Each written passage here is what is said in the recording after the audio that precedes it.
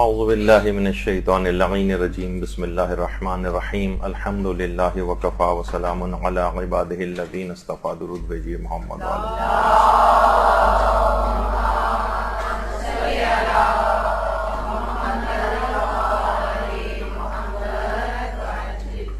مسائل تقلید کے کچھ اہم مسائل آپ لوگوں کی خدمت میں پیش کیے جا رہے ہیں، اور یقیناً کچھ مباحث اس میں ایسے بھی ہیں جو ذرا خشک ٹائپ کے ہیں، لیکن ایک دفعہ بھی آپ کا ابتدائی طور پر اس کے کانسیپٹس کلیئر ہو گئے تو آئندہ فقہی مسائل کے سلسلے میں کوئی پریشانی پیش نہیں آئے گی انشاءاللہ. تو آپ کوشش کیجئے کہ اس کو اچھی طریقے سے سمجھ لیا جائے.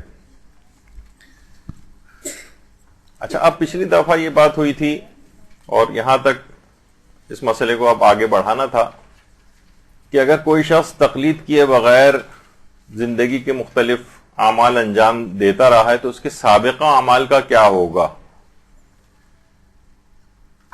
اور دوسرا ایک مسئلہ یہ ہے جو مسئلے جو غلط تقلید سے کیے، ایک تو یہ کہ تقلید ہی نہیں کرتا تھا، اور دوسرا یہ کہ اس نے تقلید کی تھی لیکن غلط تقلید کی تھی، ان شرطوں کے اوپر پوری نہیں اترتی تھی جو ہم نے پچھلے درس کے اندر بیان کی تھی، اور وہ آج سے اب تقلید کرنا چاہ رہا ہے تو اس کے پچھلے اعمال کا کیا ہوگا. تو دیکھیے، اس کا حل یہ ہے کہ جس بھی مجتہد کی وہ اب تقلید میں آیا ہے، سابقہ اعمال کو موجودہ مجتہد عالم کے فتاوے سے ملا کر دیکھے گا. جس کی وہ اب تقلید میں آیا ہے صحیح طرح سے، وہ دیکھے گا کہ میں نے پچھلے جو اعمال انجام دیے تھے وہ ان کے فتووں کے مطابق تھے یا نہیں. جو اعمال ان تمام پچھلے اعمال جو اس مجتہد موجودہ کے فتوے کے مطابق ہیں وہ تمام کے تمام اعمال صحیح ہوں گے، اور وہ اعمال جو کہ ان کے فتوے کے خلاف ہیں اس میں پھر دو کیٹیگریز ہو جائیں گی لوگوں کی. دیکھیے، ایک ہوتا ہے جاہل قاصر. جاہل قاصر وہ ہوتا ہے کہ جو کہ اس بیچارے کی جہالت میں اس کا اپنا ذاتی کوئی قصور نہیں ہوتا. اب وہ ایسی جگہ پر ہے، ایسے گاؤں دیہات کے اندر ہے، ایسے مثلا ملک کے اندر ہے جہاں کسی عالم سے اس کی رسائی نہیں ہے. ویسے آج کل اس طرح کے افراد کو ذرا چھوٹ ملنی مشکل ہو گئی ہے، کیونکہ آپ ہر وقت فیس بک کے ذریعے، واٹس ایپ کے ذریعے، فون کال کے ذریعے عالم سے رابطے میں رہ سکتے ہیں، پوچھ سکتے ہیں پوری دنیا میں. آپ بلکہ پیسہ بھی خرچ نہیں کرنا پڑتا، اور کوئی بھی مختلف ذرائع ہیں، فیس بک ہے، اس طرح کی چیزیں جس سے مسائل کو معلوم کیا جا سکتا ہے. تو اب جو اس کے باوجود، اتنی سہولیات ملنے کے باوجود بھی مسائل کو حاصل نہیں کرتے، وہ جہالت کی دوسری کیٹیگری میں چلے جاتے ہیں، اور اس قسم کے جاہل کو کہتے ہیں جاہل مقصر. یعنی ایک ہوتا ہے جاہل قاصر اور ایک ہوتا ہے جاہل مقصر. جاہل مقصر یہ خود قصوروار جاہل ہے، تمہاری جہالت میں تمہارا اپنا قصور ہے، تم نے کیوں صحیح مسائل کو حاصل نہیں کیا ہے جبکہ ساری سہولیات تمہارے پاس موجود تھی. اور جو جاہل مقصر ہو اور ایک ہے جاہل قاصر. اچھا، اب مجتہد عالم کے فتاوے سے جو اس نے اپنے فتوے چیک کیے ملا کر، تو کچھ مسائل غلط نکلے، پتہ چلا اس نے نمازیں غلط پڑھی ہیں، پتہ چلا اس نے وضو غلط کیے تھے. تو اب اگر یہ جاہل قاصر ہے، یعنی خود قصوروار جاہل نہیں ہے، بیچارہ ایسی جگہ پہ تھا کہ جہاں نہیں اس کی رسائی عالموں تک ہوئی، تو وہ مسائل کے جو کہ جن سے کوئی، جیسے جو رکنی واجبات رکنی والے جو مسئلے ہیں، مثلا وہ قیام متصل و رکوع نہیں کرتا تھا، اب اس کی تفصیل بہت سی خواتین کے لیے شاید یہ نیا مسئلہ ہو، یا مثلا وہ ساری زندگی بغیر تکبیرۃ الاحرام کے نماز پڑھتا رہا، پہلا اللہ اکبر. آپ حیران ہوں گے، ایسے بھی لوگ ہوتے ہیں، ایسے کیس خود ہمارے پاس آ چکے ہیں. اس نے ساری زندگی، پچھلی زندگی میں 50-60 سال کی زندگی میں ایک دفعہ بھی تکبیرۃ الاحرام نہیں کہی. تو اب ان تمام نمازوں کی تو اس کو قضا کرنی پڑے گی. تو جاہل قاصر کو واجب رکنی والی اگر کوئی مخالفت ہے تو اس سلسلے میں تو نمازوں کی اور ان اعمال کی قضا کرنی ہے، اور غیر رکنی کے اندر غلطیوں کی چھوٹ مل جاتی ہے. البتہ جاہل مقصر خود قصوروار جاہل، ان کو زیادہ تر حالات کے اندر اپنے ان تمام اعمال کا اعادہ کرنا پڑتا ہے کہ جو کہ اگر باطل ہوئے. بہت سے اعمال ایسے ہوتے ہیں کہ جن میں قضا کی ضرورت نہیں ہوتی, غلطی ہو گئی تو ہو گئی, وہاں بچت ہو جاتی ہے. لیکن اگر عمل باطل ہے تو جاہل مقصر قصوروار جاہل کو اپنے ان تمام اعمال کی قضا کرنی پڑے گی جو کہ اس نے صحیح تقلید سے عمل نہیں کیے تھے یا غلط تقلید کی تھی یا تقلید ہی نہیں کی تھی, اسے موجودہ مجتہد کے فتوے سے ملائے گا. جاہل مقصر کو اکثر ایسے اعمال کی قضا کرنا پڑتی. اچھا ایک مسئلہ اس میں یہ آتا ہے, اگر کچھ بھی یاد نہ ہو کہ پچھلے اعمال ہم نے کس طرح سے انجام دی. بہت سارے افراد ہوتے ہیں ایسے, مثلا وہ کہتے ہیں کہ ہم نے تو 25 سال پہلے حج کیا تھا, اب ہمیں یاد ہی نہیں کہ ہم نے کس طرح سے کیا تھا, اتنی مسائل کا خیال کیا تھا یا نہیں کیا تھا, اتنی باریکیوں کا خیال کیا تھا یا نہیں کیا تھا. تو ان کے ان تمام اعمال کو جو اس کو شک ہو رہا ہے کہ میں نے وہ کس طرح سے انجام دیے تھے, ان سب اعمال کو سمجھا جائے گا کہ وہ صحیح اس نے اعمال انجام دیے, ان میں سے کسی کی اس کو قضا نہیں کرنی. یہاں بس اس کو ایک اس حالت شک میں. لیکن جو اس کو یقین ہو گیا کہ نہیں یہ عمل تو میں نے غلط کیا تھا, ان اگر وہ ایسے ہیں کہ ان کی قضا انجام دینی ضروری ہے تو ان کی قضا انجام دینا ہوگی. اچھا پھر ایک مسئلہ یہ آتا ہے کہ تقلید کو شروع کرنے کے بعد کیا کیا جائے. مثلا ٹھیک ہے, اب ہم تقلید شروع کر رہے ہیں تو پہلا سٹیپ کیا ہو. سب سے پہلی بات یہ ہے کہ کیا تقلید شروع کرنے کے لیے کوئی معین الفاظ کی نیت کرنا پڑتی. یہ اکثر لوگ سوال پوچھتے ہیں. مثلا یہ کہ کیا میں نیت کروں کہ میں نیت کرتی ہوں کہ میں آیت اللہ سیستانی کی تقلید میں جا رہی ہوں, قربتاً اللہ, اس طرح کے کوئی الفاظ. تو یہ بات یاد رکھ لیجئے کہ تقلید شروع کرنے کے لیے کسی معین الفاظ کی نیت کرنا ضروری نہیں. بس آپ کا دل میں ارادہ ہو, آپ نے تحقیق کر لی, آپ کے نزدیک جو مجتہد عالم ثابت ہو گیا اس کی تقلید شروع کر دیں. ایک دل میں بھی اگر خیال ہو تو یہ کافی ہے. پھر کچھ لوگ یہ پتہ نہیں کہاں سے یہ مسئلے آئے ہیں, لیکن بہرحال آئے تو ہیں تو اس وجہ سے ہم اس کو بیان کر رہے ہیں. کیا تقلید شروع کرنے کے لیے 2 رکعت نماز پڑھنا ضروری ہے؟ کہ اب 2 رکعت جب ہم تقلید شروع کرنے جا رہے ہیں تو ہم 2 رکعت نماز پڑھیں. ویسے اگر کوئی شخص 2 رکعت نماز, الصلاۃ خیر موضوعین, بہترین موضوع ہے نماز, کوئی شخص جتنا چاہے کم پڑھے زیادہ پڑھے, آپ کا بھی دل چاہ رہا ہے بیٹھے بیٹھے آپ 2 رکعت جو ہے نماز اگر پڑھنا چاہیں, کوئی نماز مستحبی تو کوئی بھی شخص پڑھ سکتا ہے. لیکن خود تقلید کے لیے شرعی حکم نہیں ہے کہ اگر کوئی شخص تقلید شروع کرنا چاہ رہا ہو تو وہ 2 رکعت نماز پڑھے. اچھا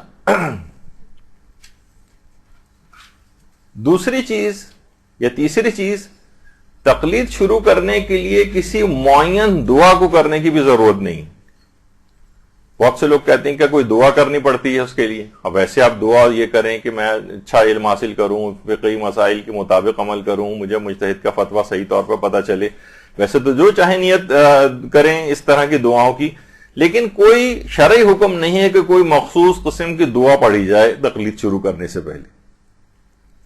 پھر ایک مسئلہ یہ ہوتا ہے کہ کچھ لوگ کہتے ہیں کہ تقلید کے لیے استخارہ کر سکتے ہیں.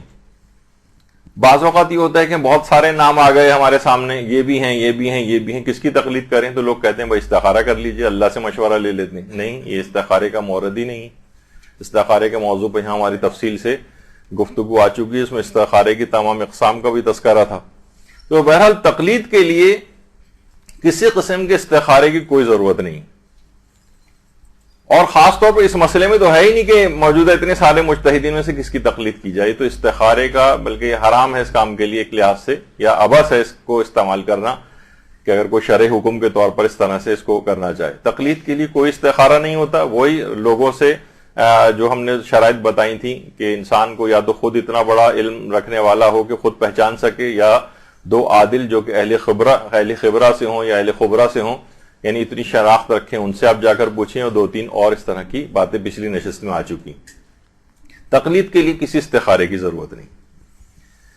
کیا ضروری ہے کہ بیوی شوہر کی تحقیق پر یا اولاد والدین کی تحقیق کو لازمی مانے؟ مثلا بیوی تقلید کرنا چاہ رہی ہے, اس نے کہا کہ بھائی شوہر نے کہا کہ میں کر تو چکا ہوں تحقیق, بس یہ والی تمہیں لازم ہے کہ یہ والی میری بات مانو, نہیں اسی مجتہد کی تقلید کرو. والدین تقلید کر چکے ہیں، اولاد ان کی دیکھا دیکھی انہوں نے بھی تقلید شروع کر دی.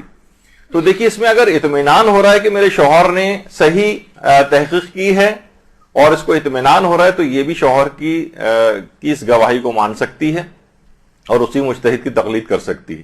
لیکن اسے پتا ہے کہ میرا شوہر جو ہے وہ ادھر ادھر سے کہیں سے سنا کر آ گیا ہے مثلا، اور یا والدین کے اوپر اتنا اعتماد اولاد نہیں کر رہی ہے کہ یہ ان کو اتنا زیادہ علمی ان کا کیلیبر نہیں ہے کہ ہمیں اطمینان نہیں ہو رہا ان کی بات پر، تو ان کی باتوں کو ماننا لازم نہیں ہے. شوہر کے بجائے وہ کسی اور شخص کی تحقیق پر بھی یا ذاتی الگ سے تحقیق کر سکتی ہے بیوی، یا اولاد ذاتی تحقیق کر سکتی ہے الگ سے کہ ہم کس کی تقلید میں جائیں. تو اور اس کے برخلاف بھی ہو سکتا ہے، اس کے بالکل برخلاف بھی ہو سکتا ہے. اچھا یہ مسئلے عام طور پر پیش آتے ہیں گھروں میں. ممکن ہے کہ جو شوہر ہے وہ عید منا رہا ہو اور بیوی کا جو ہے وہ تیسرا رمضان چل رہا ہو، یعنی تقلیدوں کا جو اختلاف اس لحاظ سے ہوتا ہے. ممکن ہے اولاد جو ہے وہ 30 شعبان کا روزہ رکھے ہوئے اور والدین مثلا ان کے نزدیک پہلی رمضان کی ثابت ہو جائے. تو یہ عام طور پر یہ چیزیں گھروں میں اس طرح سے ہو سکتی ہیں. اچھا اب ایک مسئلہ یہ کہ اب ہمیں تقلید ہم نے کر لی نا، اب ہمیں مجتہد کے اپنے فتوے حاصل کرنے، یہ بڑا ایک اہم مسئلہ ہے. اور دیکھیے اتنی تفصیل ہے اس کی کہ ہم مجتہد کے فتاوی کو کیسے حاصل کریں. ہمیں عمل کرنا ہے، حکم خدا کے مطابق زندگی گزارنا ہے. تو اب ہم اپنے مجتہد کا فتویٰ حاصل کیسے کریں؟ دیکھیے سب سے پہلا تو طریقہ یہ ہے کہ ہم خود مجتہد کے منہ سے فقہی مسئلہ سننا، مجتہد کے منہ سے سننا. اب دیکھیے مجتہد کے مثلا ہم سامنے بیٹھے ہوئے ہیں، مجتہد جو ہے نا کوئی فقہی حکم جو ہے وہ بیان کر رہا ہے، اس کی آواز ہمارے کان تک جا رہی ہے.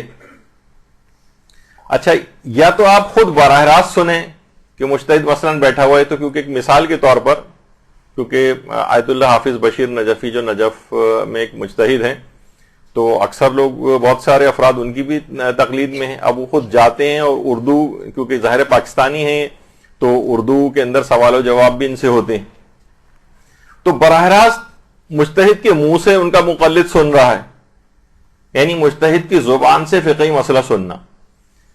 یا یہ بھی ہو سکتا ہے کہ مثلا فون پر ہو یا لائیو کال کوئی ہو، اس کے ذریعے جو ہے وہ بات چیت ہو رہی ہو اور فقہی حکم کوئی بیان ہو رہا ہو، اور ہم اپنی ہی زبان کے اندر اس کو سن رہے ہوں. یعنی جو مجتہد بیان کر رہا ہے وہ زبان ہم بھی جانتے ہیں، اس کو ہم کہیں گے کہ مجتہد کے منہ سے سننا. اچھا لیکن بعض اوقات یہ بھی تو ہو سکتا ہے نا کہ جیسے آیت اللہ سیستانی کے پاس جائیں، ان سے بھی زائرین جا کر ملاقات کرتے ہیں مثلا. اب وہ فارسی میں گفتگو کرتے ہیں اور کبھی عربی میں گفتگو کرتے ہیں، زیادہ تر فارسی میں کرتے ہیں. مثلا فارسی ہمیں نہیں آتی، عربی ہمیں نہیں آتی، اور وہ کوئی فقہی حکم اور ان سے بھی لوگ جا کر سوال کرتے ہیں، ان کا جواب اس وقت بھی دیتے ہیں بعض اوقات. تو کیا یہ مجتہد کے منہ سے سننے میں آئے گا؟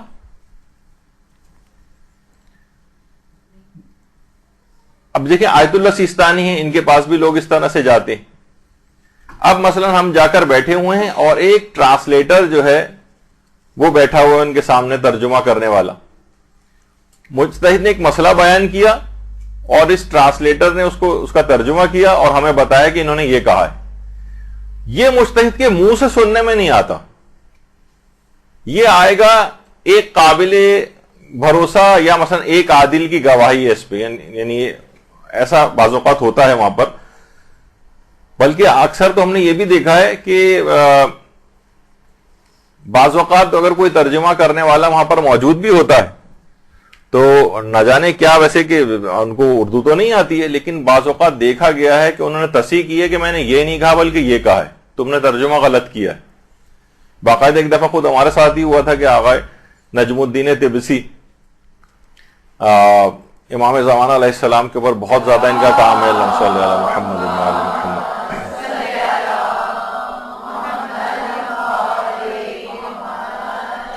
حج کے موقع پر وہاں پر تشریف لائے ہوئے تھے اور ظاہر ہے کہ حجاج وغیرہ سے ملاقاتیں ہوتی تھیں، تو یہ فارسی میں خطاب کر رہے تھے، تو پاکستانی کاروان جو تھا ان کے لیے ترجمہ کرنے والا ارینج کیا گیا. اب اس نے جو ترجمہ کر کے لوگوں کو بتایا کہ آغا نجم الدین طبسی یہ فرما رہے ہیں، تو انہوں نے بیچ میں روکا اور ٹوکا ان کو کہ میں نے یہ نہیں کہا بلکہ یہ کہا ہے. تو بہرحال تو یہ ایک قابل اعتبار شخص میں چلا جائے گا کہ بہرحال وہ جو ترجمہ کر رہا ہے وہ ایک نسبتاً قابل اعتبار آدمی ہے، غلطی اس سے بھی ہو سکتی ہے بہرحال. اچھا، اب ایک بات اور بھی آپ کو یہ دیکھنی پڑتی ہے بعض اوقات کہ مجتہد جو چیز بیان کر رہا ہے وہ فتویٰ ہی ہے یا نصیحت ہے، کیونکہ مجتہد نصیحت بھی کرتا ہے. آپ جاتے ہیں مرجع کے پاس، وہ کچھ باتیں نصیحت کے طور پر کہتے ہیں. مثلا ہو سکتا ہے کہ وہ خواتین سے کہیں کہ بھائی آپ جو ہے چہرے کا بھی حجاب کیا کریں، اگرچہ ان کا فقہی حکم جو ہے فتویٰ دیکھا جائے تو آیت اللہ سیستانی اور موجودہ اکثریت مراجع کی وہ یہی کہتی کہ عورت جو ہے اپنے چہرے کو کھول سکتی ہے. لیکن اگر وہ کہیں کہ نہیں مثلا آپ جو ہے نا چہرے کو بھی چھپائیں، تو وہ ایک نصیحتاً کہہ رہے ہیں، ایک بہتر بات کہہ رہے ہیں، ایک افضل بات کہہ رہے ہیں، احتیاط سے زیادہ قریب بات کہہ رہے ہیں. تو یہ بھی دیکھنا پڑتا ہے بعض اوقات کہ نصیحت میں اور فتوے میں بھی آپ کو فرق کیجئے کہ وہاں زائرین کے ساتھ جو خطاب عام طور پہ کرتے ہیں. ممکن ہے اکثر مجتہدین اور مراجع جب ان سے خواتین کے بہترین حجاب کا پوچھا جاتا ہے تو وہ کہتے ہیں کہ کالی چادر سب سے زیادہ مناسب ہے. اب کوئی عورت آ کے کہے کہ بھائی انہوں نے تو کہا کہ کالی چادر ہی پہننی چاہیے اور کالی چادر واجب ہے، اور اس طرح سے بنا کر پیش کرے، تو یہ ایک بہت بڑا اس کے اندر مسئلہ ہے کہ آپ کو مجتہد کے فتوے میں اور اس کی نصیحت کے اندر جو ہے فرق پتہ ہونا چاہیے. اچھا، اب کچھ باتیں دیکھیے اس طرح سے ہیں کہ مجتہد سے منسوب بہت ساری غلط باتیں اور غلط فتوے کوٹ کیے جاتے ہیں. مجتہد کی دیکھیے ہم بات کیا کر رہے ہیں، مجتہد کا فتویٰ کیسے حاصل کیا جائے. جب آپ مجتہد کا فتویٰ حاصل کرنے جاتی ہیں تو بہت سی غلط باتیں ابھی آپ کے سامنے آ جاتی ہیں. مثلا کچھ مثالیں میں آپ کے سامنے پیش کرتا ہوں. تصویریں الٹی سیدھی بنائی جاتی ہیں. مثلا آیت اللہ فوٹو شاپ کے ذریعے آیت اللہ سیستانی کی وہاں امریکی مثلا جو رمز فیلڈ ہے اس کے ساتھ ایک تصویر بنا کے اور انٹرنیٹ کے اوپر کی گئی کہ انہوں نے ان کے ساتھ ملاقات کی، تاکہ جو ہے وہ جو جنگ داعش کے خلاف ہو رہی تھی اور اس کو ان کو لوگوں کو ڈیمورلائز کیا جائے. ظاہر ہے لوگوں کو ہوتا ہے کہ ہم ان کے خلاف جنگ کر رہے ہیں اور انہی کے ساتھ بیٹھے ہوئے ہیں. تو یہ جعلی تصویریں اس طرح سے بہت بنائی جاتی ہیں جو غلط باتیں فتووں کے لحاظ سے بھی ہوتی ہیں، مجتہد کی شخصیت کے اعتبار سے بھی ہوتی ہیں. یہاں تک کہ آیت اللہ سیستانی تو اب پہلے تو کچھ تھا کہ کچھ زائرین سے ملاقات میں ایک تصویر بھی ان کے ساتھ کھنچوا لیتے تھے، لیکن کچھ لوگوں نے اس کا اتنا مس یوز کیا ہے کہ انہوں نے اب کسی بھی شخص کے ساتھ تصویر نہیں کھنچواتی، سوائے کہ بہت خاص کچھ علماء یا کچھ بہت انٹرنیشنل کوئی ایسا ایونٹ ہوتا ہے، کوئی شخصیت ملنے کے لیے آتی ہے، اس کے علاوہ کسی سے نہیں کھنچواتے کیونکہ لوگ اس کو اس طرح سے مس یوز کرتے ہیں. اسی طرح سے مثلا ایک تصویر بنائی جاتی کہ آیت اللہ سیستانی جو درس خارج دے رہے ہیں، انٹرنیٹ کے اوپر بہت ہے. یہ بھی فوٹو شاپ کا کمال ہے. آیت اللہ سیستانی اس وقت کسی بھی جگہ درس خارج نہیں دیتے ہیں، سال سے سیکیورٹی ریزنز ہیں، بہت ساری اور وجوہات ہیں. اور یہ تصویر اصلاً آیت اللہ خوئی کی ہے. آیت اللہ خوئی کی تصویر کو کاٹ کوٹ کے اور اس کو فوٹو شاپ کے ذریعے بالکل اسی جگہ ویسے ہی ایک یہ دیکھیے آیت اللہ خوئی بیٹھے تقریر کر رہے ہیں تو اسی میں ہی آیت اللہ سیستانی کو بٹھا دیا ان کی جگہ پہ، اور جو ہے یہ تاثر دیا کہ اس طرح سے ان کا درس خارج وہاں پر آج کل بھی ہو رہا ہے اور انٹرنیٹ کے اوپر اس طرح سے. تو یہ بہت سی چیزیں اس طرح کی ہیں. اسی طرح سے مثلا آیت اللہ سیستانی کی ایک تصویر ایک اور بھی ہے کہ جناب صدام حسین کے ساتھ جو ہے ان کو لایا گیا ملاقات کے لیے، صدام حسین سے انہوں نے ملاقات کی تھی. یہ آیت اللہ سیستانی کی لحاظ سے کبھی کوئی ملاقات نہیں ہوئی اور ایک فوٹو شاپ کے ذریعے ایک تصویر ایجاد کی گئی ہے. اصلاً بطور ظلم اور زبردستی کے آیت اللہ خوئی کو ایک مرتبہ جو ہے وہ لے جایا گیا تھا، اور جب جنگ وغیرہ ہو رہی تھی اور صدام دباؤ ڈال رہا تھا کہ کسی طریقے سے ایران کو مجبور کیا جائے کہ جو ہے وہ جنگ کو ختم کیا جائے، اور آیت اللہ خوئی نے پھر جو اس کے جوابات وہاں پر دیے تھے اس تصویر کو کاٹ کے آیت اللہ سیستانی لگا دیے گئے اس جگہ پہ. اس طرح سے مثلا ایک اور بھی تصویر آیت اللہ سیستانی کی کہ حرم میں مثلا امیر المومنین جو ہے وہ اس طرح سے گئے ہیں، اور اصلا یہ بھی آیت اللہ باقر الحکیم کی تصویر ہے. آیت اللہ باقر الحکیم کا سمجھے اوپر کا حصہ جو ہے وہ کاٹ کے اس جگہ پہ آیت اللہ سیستانی کا جو ہے وہ لگا دیا گیا. تو اس کی کوئی ضرورت نہیں ہوتی. اس طرح کی جعل سازیاں صرف یہ مجھے بتانا اس میں مقصد ہے کہ جعل سازیاں انٹرنیٹ پہ بہت ہیں، فتووں کے سلسلے میں بھی ہیں، تصویروں کے سلسلے میں بھی ہیں. تو مجتہدین کے جو فتوے عام طور پر فیس بک اور ادھر ادھر جو اگر وہ اوتھینٹک ذرائع سے نہیں ہیں تو اس پر اتنا آسانی کے ساتھ یقین نہ کیا کریں. یہ بھی بتانا مقصد ہے تاکہ یہ آپ کو رہے. ہاں البتہ یہ والی جو تصویر ہے یہ آیت اللہ سیستانی کی صحیح تصویر ہے, لیکن جو اس سے پہلے والی جو تصاویر ہیں اس لحاظ سے وہ اس تصویر کے اندر جو ہے وہ تصرف کیا گیا ہے. اچھا ایک تصویر اور آیت اللہ سیستانی کی کہ یہ آیت اللہ سیستانی کے بچپن کی تصویر ہے. یہ آپ نے بہت دیکھا ہوگا انٹرنیٹ پہ, آیت اللہ سیستانی کے بچپن کی تصویر ہے ہی نہیں. یہ اصلاً آیت اللہ علی حسینی میلانی کی تصویر, جو اس وقت یہ آیت اللہ علی حسینی میلانی یہ موجودہ مجتہدین میں سے ہیں, ماشاءاللہ زندہ ہیں اور اکثر و بیشتر یوٹیوب وغیرہ پہ ان کے دروس اور بہت بڑی علمی شخصیت ہے. ان کی تصویر ہے اصلاً وہ, اور آیت اللہ سیستانی کے واقعتاً جو تصویر ہے وہ یہ الٹے ہاتھ پہ جو آیت اللہ خوئی کے ساتھ بیٹھے ہوئے نظر آ رہے ہیں, یہ ان کے بچپن کی تصویر. تو یہ بھی اس طرح سے ہو رہا ہے. اچھا ایک تصویر آیت اللہ سیستانی کی, اب بہت سارے دیکھیے اس کے اندر ہی کہ جناب یہ دیکھیے آیت اللہ سیستانی جو ہے قامہ لگا رہے ہیں. اب جو قامہ زنی کی حمایت کرنے والے افراد ہیں وہ مثلا کہتے ہیں کہ یہ دیکھیے آیت اللہ سیستانی بھی قامہ زنی کر رہے ہیں, یہ بھی غلط ہے. اور پھر بعض اوقات ایک فتویٰ قامہ زنی کے تقریباً واجب ہونے کے لحاظ سے انہوں نے فوٹو شاپ کے ذریعے باقاعدہ ان کا جہاں پر یہ سٹیمپ اور یہ سب کچھ لگتی ہے اور بیچ میں جتنا جو میٹر ہے وہ سارا کا سارا وہ ہے کہ جو کہ خود سے بنایا ہوا ہے. آیت اللہ سیستانی کا اصلاً اس متعلق کوئی انہوں نے فتویٰ دیا ہی نہیں ہے, وہ ابھی آگے چل کے اس کی تفصیل آئے گی. تو یہ بہت سارے اس کے اندر مسئلے ہیں.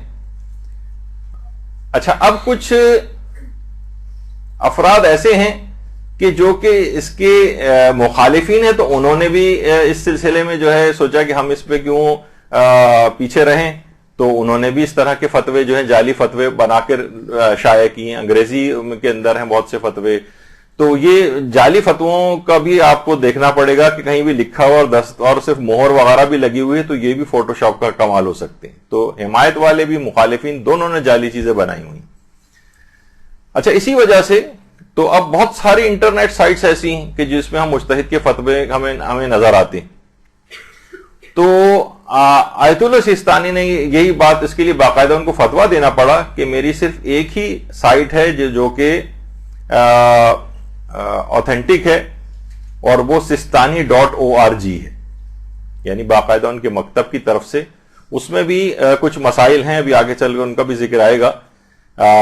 اس کے اندر بھی کچھ باتیں ایسی ہیں کہ کوئی واضح کوئی غلطی اگر اس کے اندر ہو تو اسے یہ بھی آیت اللہ سیستانی سے باقاعدہ پوچھا گیا ہے سوال و جواب میں کہ بہت سارے صفحات ایسے ہیں کہ جو کہ فیس بک پہ ہیں, ٹویٹر پہ ہیں, انسٹاگرام پہ ہیں, ٹیلی گرام پہ ہیں, تو آپ کیا ان کی تائید کرتے ہیں؟ تو دفتر آیت اللہ سیستانی کی طرف سے یہی جواب آیا کہ سوائے sistani.org کے ہمارا کسی جگہ پہ کوئی بھی اس طرح کا اکاؤنٹ نہیں ہے, نہ کوئی سائٹ ہے. صرف اس کو مورد اعتبار یا مورد تائید جو ہے صرف یہی والی ایک سائٹ ہے. اس کے اندر بھی اگرچہ کچھ مسئلے ہیں وہ بھی آگے چل کر آنے والے ہیں, لیکن اس کے علاوہ کوئی بھی آفیشل نہیں ہے جس سے ہم مجتہد سے فتویٰ حاصل کریں کہ ہم نے فلاں سائٹ کے اوپر رجوع کیا تھا. مثلا ایک سائٹ ہے, میں ویسے بتاؤں, ضرور نہیں کہ وہاں سے ہر جواب غلط آتا ہو, لیکن اس کو اون نہیں کیا جاتا. مثلا najaf.org ایک سائٹ ہے, لندن سے رن ہوتی ہے اور ان کے داماد اس کو جو ہے وہ رن کرتے ہیں, لیکن بہرحال وہ ان کی آفیشیل سائٹ نہیں ہے. وہاں سے جو جواب آئے گا اس کو یہ نہیں سمجھا جائے گا کہ آیت اللہ سیستانی کے دفتر کا جواب ہے یا آیت اللہ سیستانی کی طرف سے. ہاں مطابق فتویٰ ہو سکتا ہے ان کے, اور وہاں پہ بھی بہرحال علماء جواب دے رہے ہیں, لیکن میں اس لحاظ سے کہہ رہا ہوں اوتھینٹسٹی سائٹ کے اعتبار سے. تو مجتہد کے فتاوے کیسے حاصل کیے جائیں, اس کے اندر ایک ہے کہ سائٹ کا بھی آپ کو صحیح طور پہ پتا ہونا چاہیے کہ کون سی ان کی آفیشیل ہے. اچھا سوائے اس کے کہ اس جو وہاں سے اگر خود آفیشیل سائٹ سے بھی آپ کو کوئی جواب آ رہا ہے وہاں سے, تو بعض اوقات ہوتا یہ ہے کہ سوال کو اس طور پر نہیں سمجھا گیا ہوتا, یا آپ نے صحیح کنوے نہیں کیا ہوتا, یا وہ اس کو انہوں نے اس طرح سے نہیں سمجھا ہے جیسے آپ سمجھانا چاہ رہی تھیں, یا جو جواب وہاں سے آیا ہے وہ مبہم ہے, یعنی ایک اصولی ٹائپ کا جواب دے دیا گیا جو آپ کے مسئلے سے براہ راست مطابقت نہیں رکھتا. اور بعض اوقات وہاں سے جواب آنے میں, بعض اوقات, ہر دفعہ نہیں کہ آپ اس کو کہیں گے بالکل ناقابل اعتبار بات ہو جائے, بعض اوقات مسائل کے جواب آنے میں غلطیاں بھی ہو جاتی ہیں. انسان ہے, دوسرا جو لکھ رہا ہے اس سے بھی غلطی ہو سکتی ہے, واجب نہیں ہے کہ واجب ہے کر دیا, نہیں اس میں سے غائب ہو گیا مثلا. تو بہت ساری اس طرح کی چیز, سوائے اس کے کہ اس کی غلطی واضح ہو جائے تو وہ تو آپ کو کہا جائے گا کہ ہاں ٹھیک ہے یہ واضح غلطی ہوئی ہے تو دوبارہ آپ لکھ کے منگوا لیں وہاں سے جواب. لیکن اگر وہاں سے کوئی جواب آتا ہے ان کی آفیشیل سائٹ سے تو مختصر طور پر تو یہی کہا جا سکتا ہے کہ اس کو آپ آتھینٹک مانیں گے, سوائے اس کے کہ غلطی واضح طور پر پتہ چل جائے کہ ہاں یہ بہت بڑی غلطی یہاں سے ہوئی.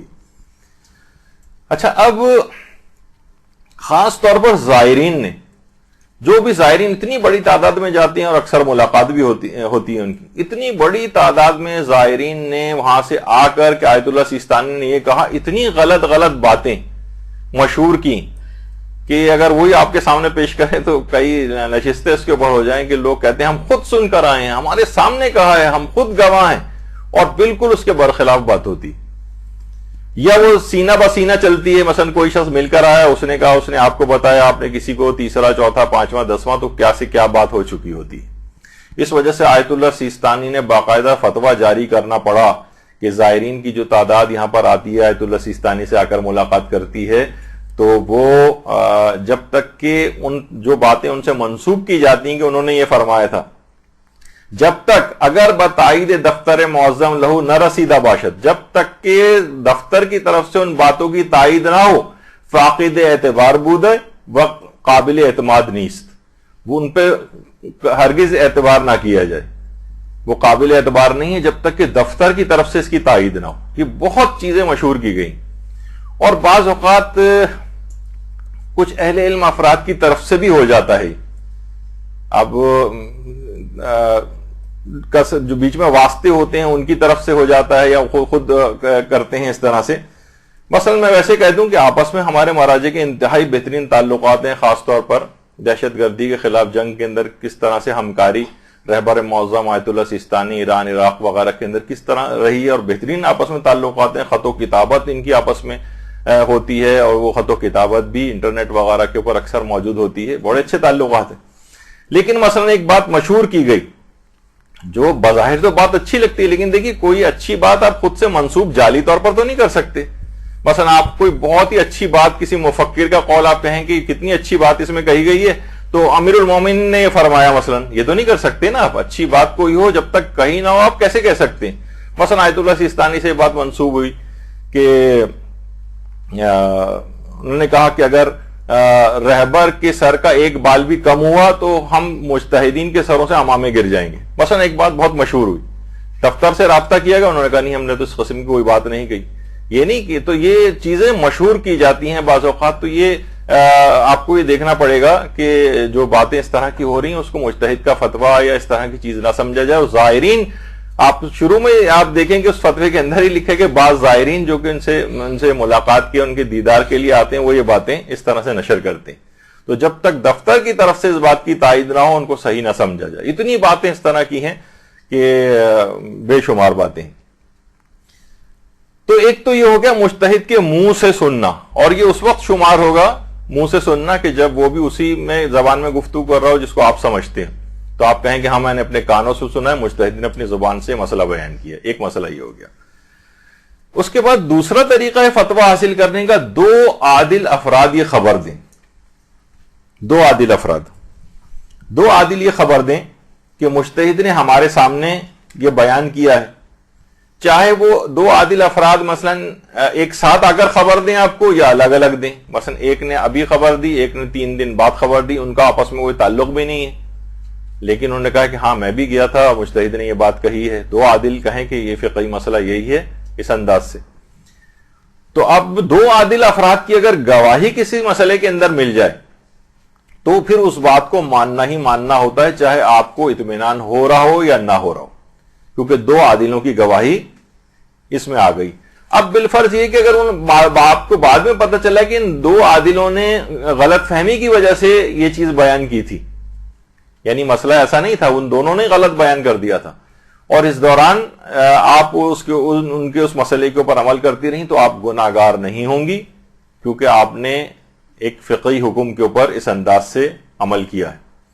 دیکھیے بہت اہم یہ ہوتا ہے, ابھی آگے چل کے خیر میں اس کی تفصیل بیان کروں گا, کہ کوئی بھی عمل شروع کرنے سے پہلے پوچھ لینا ہمیشہ آپ کے لیے فائدہ مند ہوگا، چاہے وہ بتانے والے نے، یعنی قابل اعتبار ہونا چاہیے، نہیں کسی شخص سے بھی جا کر پوچھ لیں، یعنی کسی قابل اعتبار شخص سے آپ نے کوئی فقہی مسئلہ دریافت کیا کہ مسائل کے اندر کوئی گڑبڑ نہیں کرتا ہے، یہ عالم قابل اعتبار ہے، یا یہ ذاکرہ یا یہ مدرسے کی طالبہ قابل اعتبار ہے، آپ کی نگاہ میں یعنی معتبر ہے وہ، اور اس نے کوئی مسئلہ بتا دیا اور آپ اس پر عمل کرتی رہیں، تو کیونکہ آپ نے پوچھ لیا تھا، اس وجہ سے اگر اس نے کبھی غلط بھی بتایا ہوگا اور آپ عمل کرتی رہیں تو آپ کے وہ تمام اعمال صحیح سمجھے جاتے ہیں، اور آپ کو سمجھا جائے گا کہ آپ جاہل قاصر ہیں، یعنی آپ نے تو اپنی طور پر جہالت کو رفع کیا تھا نا، اب اس نے بتانے والے نے غلطی کی، اس نے بھی جان بوجھ کر نہیں کی تھی، اس کو اشتباہ ہو گیا تھا یا غلطی سے اس نے بتا دیا تھا ایسا، تو اس سے فائدہ یہ ہوگا کہ آپ کے وہ تمام اعمال بچ جائیں گے، بنسبت اس کے کہ آپ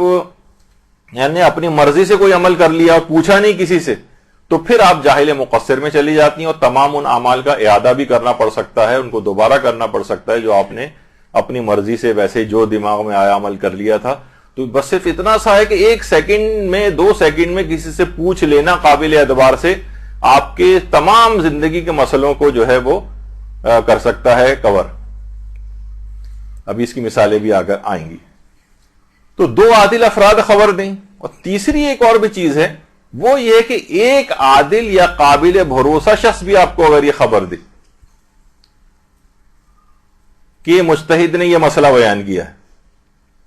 بہت سے علماء بھی دیکھیں ملاقات کے لیے جاتے ہیں، آیت اللہ سیستانی سے بھی ملاقات کے لیے، مثلا سعودی عرب کے احسا کا جو علاقہ ہے کہ سید طاہر الاحسائی حجت الاسلام والمسلمین سید طاہر الاحسائی ان کے ساتھ بیٹھے ہوئے ہیں، تو مثال کے طور پر ایک آپ کو دکھانے کے لیے ایک تصویر کہ بہت سے علماء بھی جاتے ہیں، ملاقات کرتے ہیں، بہت سے مسائل ان سے پوچھتے ہیں، پھر آ کر آپ کو بتاتے ہیں کہ مجتہد نے ایسا بیان کیا تھا، مجتہد نے ایسا بیان کیا تھا۔ تو وہ اگر عادل ہے یا عادل نہیں بھی ہے لیکن قابل بھروسہ ہے، مثلا کوئی زائر ہے یا زائرہ ہے، وہ وہاں پر گئی ہے، بظاہر وہ عدالت کی تمام شرائط پہ پورے نہیں اترتے جو کہ ہم اس سے پہلے بیان کر چکے۔ مثلا ممکن ہے کہ کوئی شخص داڑھی منڈا ہوا ہو اور وہ کہے کہ ہاں میں زیارت پہ گیا تھا، یہ مسئلہ ان سے پوچھا گیا تھا، انہوں نے یہ جواب دیا تھا، آپ کو پتہ ہے کہ ٹھیک ہے یہ والی ان کے اندر کمی ہے کہ داڑھی نہیں رکھی انہوں نے، لیکن یہ کہ بہرحال یہ جھوٹ نہیں بولتے، یا کم سے کم اس فقہی مسئلے کو بیان کرنے میں یہ غلطی نہیں کر سکتے، یہ جھوٹے آدمی نہیں ہیں، تو قابل اعتبار ہیں، تو قابل اعتبار شخص کی بات سے بھی فتویٰ جو ہے وہ ثابت ہوتا ہے۔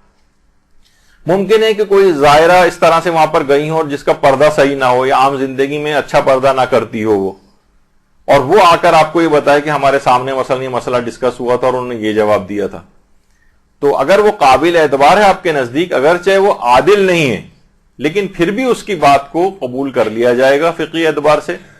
ہاں اس کو قابل اعتبار البتہ ہونا چاہیے، ایسا نہ ہو کہ آپ کی نگاہ میں بھی وہ ناقابل اعتبار ہو، پھر اس کی بات کو نہیں لیا جائے گا اور فتویٰ اس سے ثابت نہیں ہوگا۔ تو دیکھیے اسی وجہ سے نے کہا کہ ہمیشہ پوچھ لینا وہ زیادہ بہتر ہے۔ بعض اوقات اس کے اندر یہ بھی آ جائے گا کہ آپ کے کسی استاد ہی نے یہاں پر ایک مسئلہ بتایا اور آپ اس کے مطابق عمل کرتی رہیں، بعد میں پتہ چلا کہ استاد ہی سے غلطی ہوئی تھی۔ استاد سے بھی تو غلطی ہو سکتی ہے نا، مسئلہ بتانے میں، مسئلے کو سمجھنے میں اس سے غلطی ہوئی، وہ کوئی جان بوجھ کے غلطی تو نہیں کر رہا ہے لیکن اس سے بھی غلطی ہو سکتی ہے۔ یا آپ نے پوچھا اپنے کسی استاد سے اور اس نے جو ہے کوئی مسئلہ بتایا اور بعد میں پتہ چلا کہ یہ مسئلہ ایسا نہیں، تو آپ کے وہ تمام اعمال کو یعنی آپ گناہگار نہیں ہوں گی کیونکہ آپ نے وہ پوچھ لیا تھا، اور اکثر حالات کے اندر اس عمل کو بھی صحیح سمجھ لیا جاتا ہے۔ تو یہ پوچھنے کا بہت فائدہ ہوتا ہے۔ بعض اوقات ایک معمولی سی دیر کا پوچھ لینا، چند سیکنڈ کا، بہت بڑے مسئلوں سے نجات دلا سکتا ہے۔ مثلا آیت اللہ خوئی سے، آیت اللہ خوئی کا ایک نظریہ تھا،